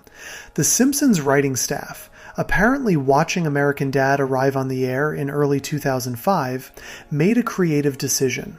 When they put Peter Griffin in the Italian police book that December under the charge of plagiarismo, they were not going to stop there. They were going to turn the page. And on the very next page, they put Stan Smith. His charge, listed in the same official Italian criminal record format, in the same document, in the same scene. Plagiarismo di plagiarismo. Plagiarism of plagiarism. MacFarlane had copied The Simpsons to make Family Guy. And then, according to The Simpsons writing staff, he had copied his own copy to make American Dad. The chain of theft did not stop at one generation. It went further. The copy had produced another copy, and the second copy was, if anything, a more diluted version of the original than even the first one had been. The construction of the charge, plagiarismo di plagiarismo, is worth sitting with because of what it is actually claiming. Plagiarism of plagiarism does not just mean that American Dad is similar to The Simpsons. It means something more specific than that. It means that American Dad is similar to Family Guy, which is itself similar to The Simpsons, so the relationship is not a direct copy of the original. It is a copy of a copy, 2 steps removed. Every time something gets copied, some quality gets lost, some precision fades, something of the original becomes harder to see in the new version. Plagiarismo di plagiarismo is The Simpsons saying that American Dad is the third generation of a single original idea, and that by the third generation, whatever made the original worth anything has become extremely thin. It is also worth noting that this was the very first time Stan Smith had ever appeared in the world of The Simpsons. American Dad had been on the air for less than a year when The Italian Bob aired in December 2005. The Simpsons had watched one season of MacFarlane's new show and immediately decided it warranted inclusion in the criminal record. The response time was remarkably fast. Most shows take years to accumulate enough cultural presence to be worth referencing at all. The Simpsons did not wait years. It watched American Dad arrive, assessed it, and had its verdict ready within months. That speed is itself a statement. The Simpsons was not carefully deliberating about whether American Dad deserved to be in that book. The writing staff looked at the new show and apparently found the case so obvious that it could be made immediately, in the same episode, on the same page, as a direct extension of the Family Guy argument. The two shows were connected in the writers' minds, not just because they shared a creator, but because they shared a fundamental creative approach, borrowing the animated family sitcom format, adding a specific comedic flavor on top, and airing the result on Fox on Sunday nights, opposite The Simpsons. The visual detail that accompanied Stan Smith's entry in the book is also worth mentioning. Both Peter Griffin and Stan Smith are shown in the Italian police book with their regular skin color, rather than being drawn in the yellow-skinned Simpsons style that characters take on when they exist in the Simpsons universe. They are drawn as themselves in their own show's visual styles, appearing as foreign objects within the Simpsons world. That choice is deliberate. The Simpsons did not absorb these characters into its own aesthetic. It left them visibly separate, visibly other, visibly not from here. They are visitors in a document, cataloged and filed, not integrated into the world that produced the document. The difference between being absorbed into the Simpsons universe and being filed in a criminal record as an outsider is not a small distinction. When The Simpsons has made characters from other shows or other cultural contexts feel welcome, it typically draws them in its own style, which functions as a kind of visual acceptance. Peter and Stan are not drawn that way. They are presented as exactly what they are, characters from other shows who have been identified, cataloged, and charged. The visual style reinforces the argument the words are making. The way the book sequence is constructed in the episode also rewards attention. The pages are shown in a specific order that has its own internal logic. Snake first for home invasion, Mayor Quimby second for drunk driving. These are Springfield characters, known criminals in the world of the show, and their entries make sense within the story of the episode. Showing them first establishes that this is a real document with real criminal records in it, not a joke document created purely to make a point. The book is functioning as a real prop within the story before it becomes something else. Then Peter Griffin appears on the next page, and the book shifts registers entirely. This is no longer just a story device. It is now also a cultural statement. And then Stan Smith appears on the page after that, and the statement becomes a sustained argument rather than a single joke. The sequence is structured to move from the credible to the pointed to the extended, building the case one page at a time, each page arriving before the audience has fully processed the one before it. It is also worth understanding what American Dad was actually doing in 2005, and why The Simpsons might have felt the charge was warranted beyond just the surface-level similarity of the premise. Stan Smith, the central character of American Dad, is in some meaningful ways a different kind of character than Peter Griffin. His job as a CIA agent gives the show different storytelling possibilities. His political views are more defined and more extreme than Peter's, which creates different comedic dynamics within the family. The show has a more consistent satirical target in American conservatism than Family Guy generally had in any specific direction. These are real differences, but the structure is the same. A man at the center who is the engine of chaos, a patient, capable wife who manages around him, children with defined personality roles, a household that absorbs the main character's disorder and somehow survives it. Fox Network, Sunday nights. The format that The Simpsons had established in 1989 was still the frame that McFarlane's second show was operating within, even if the specific characters and comedic approach inside that frame were somewhat different from Family Guy's approach.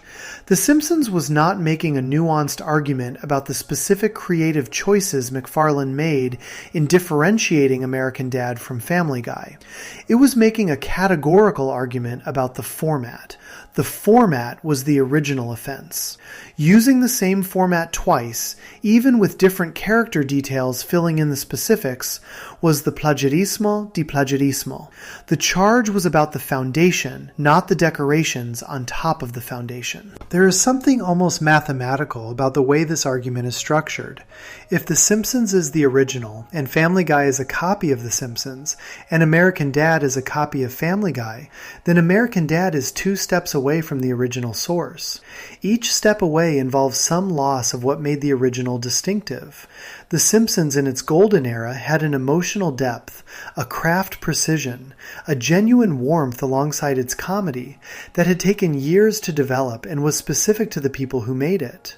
Family Guy took the structure and filled it with a different kind of humor.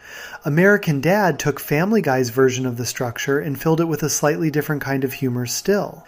By the time you reach American Dad, you are looking at something that is related to The Simpsons the way a photocopy of a photocopy is related to the original document. You can still see what it came from, but the clarity has degraded with each generation. That is what plagiarismo di plagiarismo means when you unpack it fully. It is not just an escalation of the joke.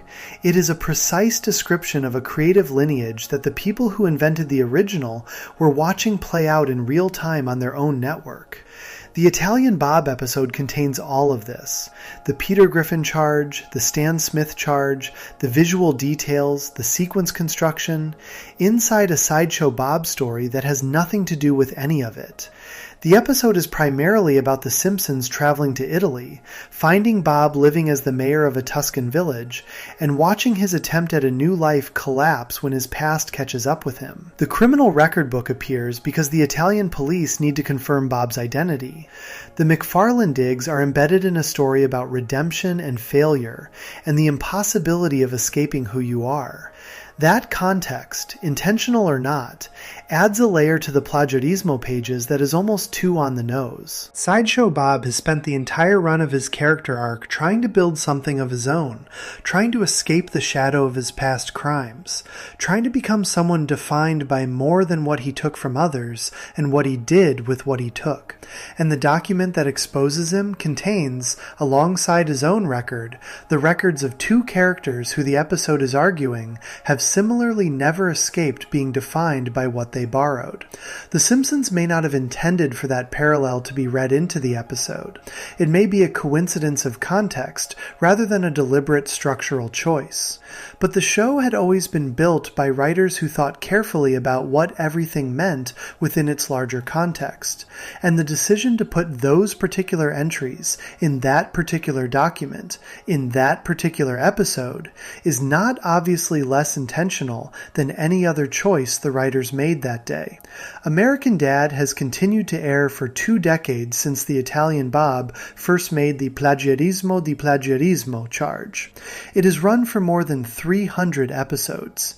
It has developed a devoted fan base and has, over its long run, carved out a creative identity that feels genuinely distinct from both Family Guy and The Simpsons in various ways. Whether that changes the fundamental argument The Simpsons made in 2005 is a question reasonable people can answer differently. What is not in question is that The Simpsons made the argument, made it fast, made it publicly, and made it official within the universe of its own show. Peter Griffin has a criminal record in Springfield. Stan Smith has a criminal record in Springfield. The charges are plagiarism and plagiarism of plagiarism, respectively. The verdict was never appealed. There was no follow-up episode where the convictions were overturned or the evidence was challenged. The Italian police book said what it said, and the world of The Simpsons has never walked it back. All of these digs, taken together, the Betty White moment, the Homer clone, the Italian Bob criminal record, the wrongly blamed insult, the quiet retirement of the cutaway format, form a body of work that is remarkable for its consistency. Same message, different delivery across 15 years. Always in the same controlled and confident tone. The Simpsons never lost its temper about Family Guy. It never devoted an episode to the argument. It never stopped what it was doing to make the point. It just kept making the point, over and over in the most efficient way it could find each time. Before we move on, if you're enjoying this analysis, please consider subscribing. It helps the channel tremendously. What came next was the closest the two shows would ever come to fully resolving all of it.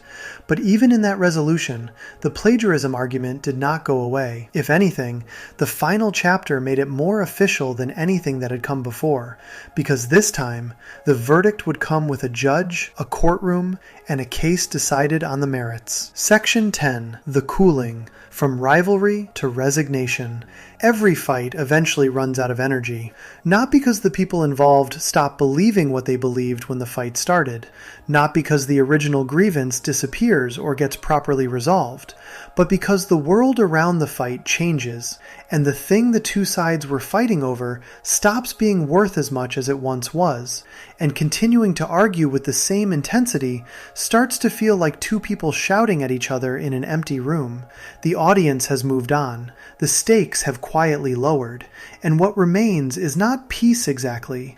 It is something closer to mutual exhaustion, dressed up as acceptance. That is what happened between The Simpsons and Family Guy. The story of how the rivalry cooled is not a dramatic one. There is no single moment where both shows sat down, shook hands, and agreed to let the past be the past. There is no episode where Homer and Peter have a genuine conversation about creative ownership and come to some meaningful understanding. The cooling happened gradually, across several years, through a series of small shifts in tone that added up over time to something that looked, from a distance, like the two shows had finally made their peace. To understand the cooling, you need to understand where both shows were by the time the crossover aired in 2014 and in the years that followed. The Simpsons had been on the air for 25 years at that point. It was the longest-running primetime animated show in American television history, a record it continues to hold. It had produced more than 500 episodes by 2014 and was still producing new ones every year.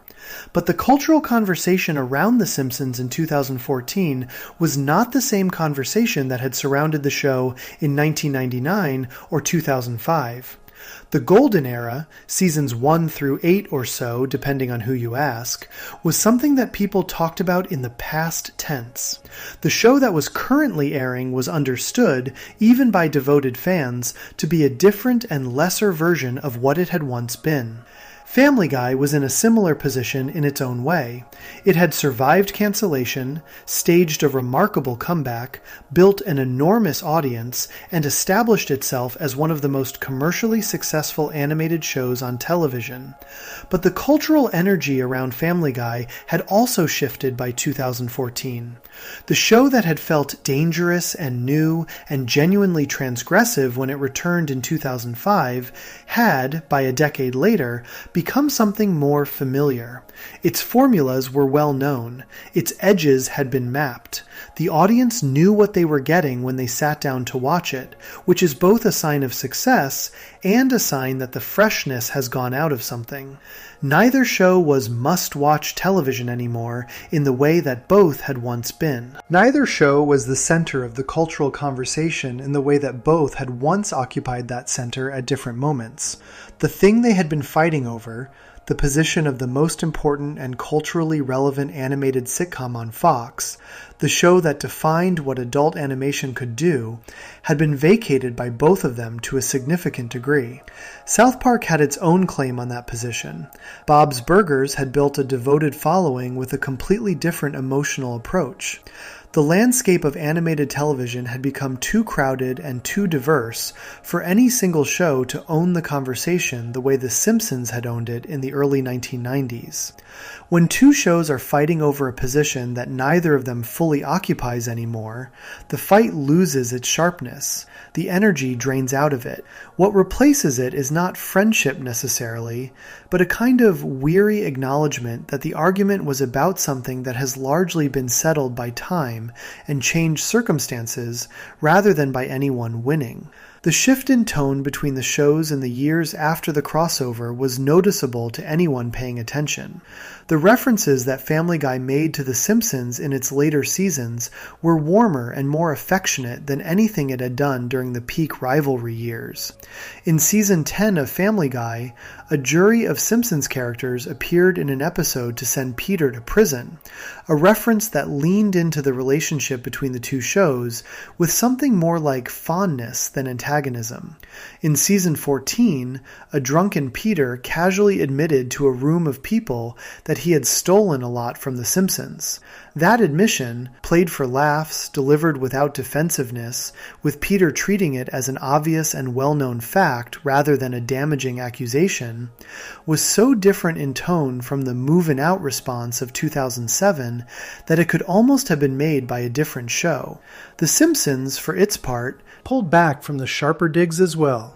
The Italian Bob criminal record had been the peak of The Simpsons' formal accusation, and nothing that came after it matched that level of directness. The references to Family Guy in later Simpsons episodes were less pointed, more passing, more in the register of acknowledging a neighbor than challenging a rival. A season 25 couch gag featured characters from multiple Fox animated shows, including the Griffins, appearing in The Simpsons' living room.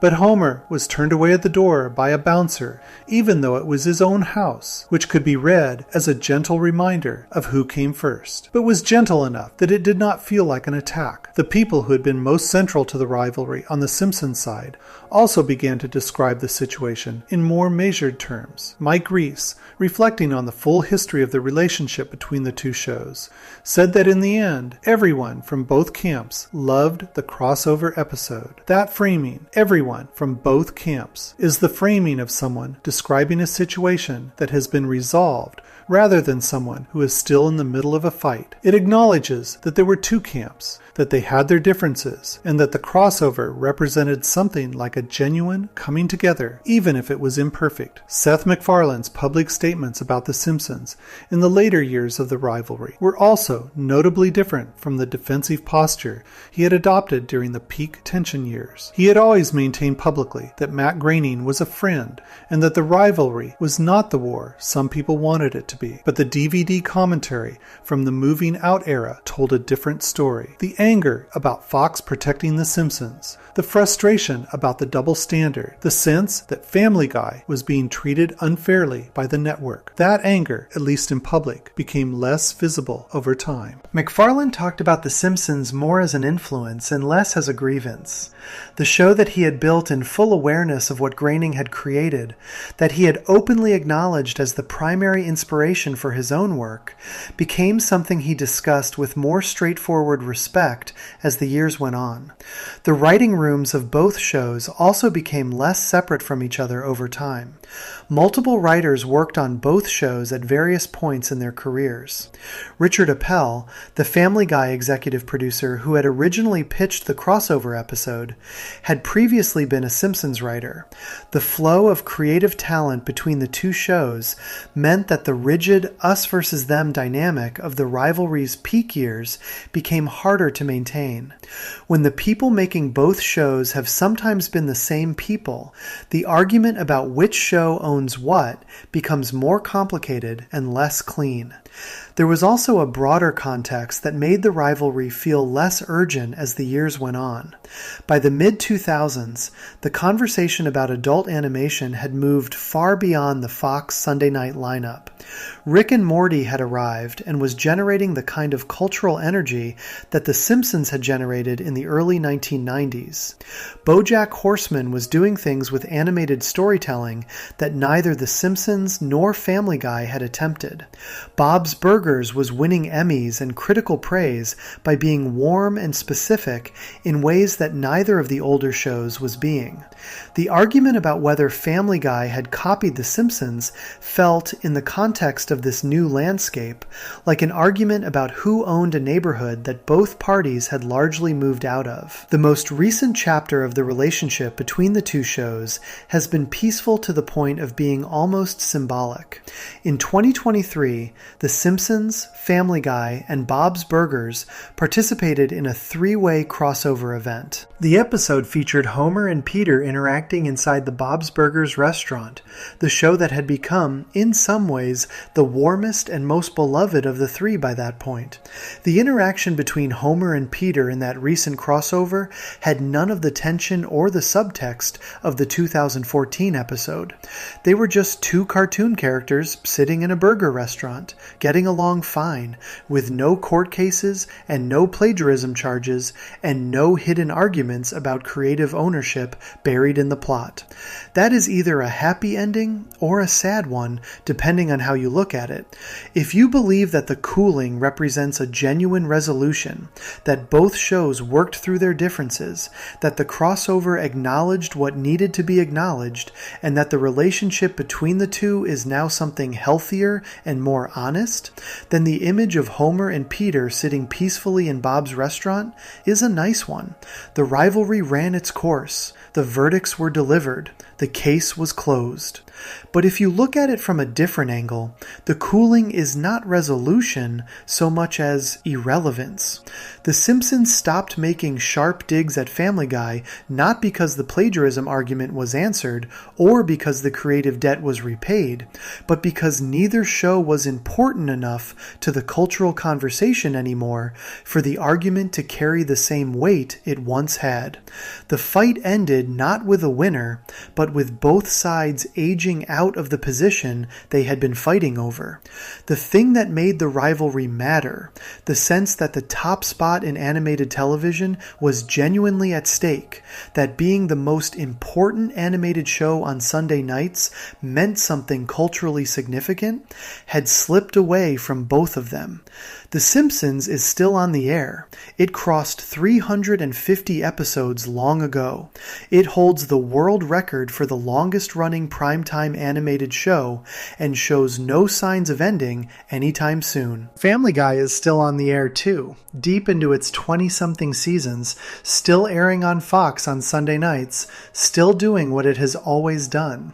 Both shows are institutions now, in a way that makes them almost impossible to cancel. And also, in some ways, almost impossible to be genuinely surprised by. They exist. They continue. They have outlasted nearly everything that once competed with them. The rivalry between them is now a piece of television history, rather than a living argument. The Betty White moment in 2000 is something you can look up on YouTube.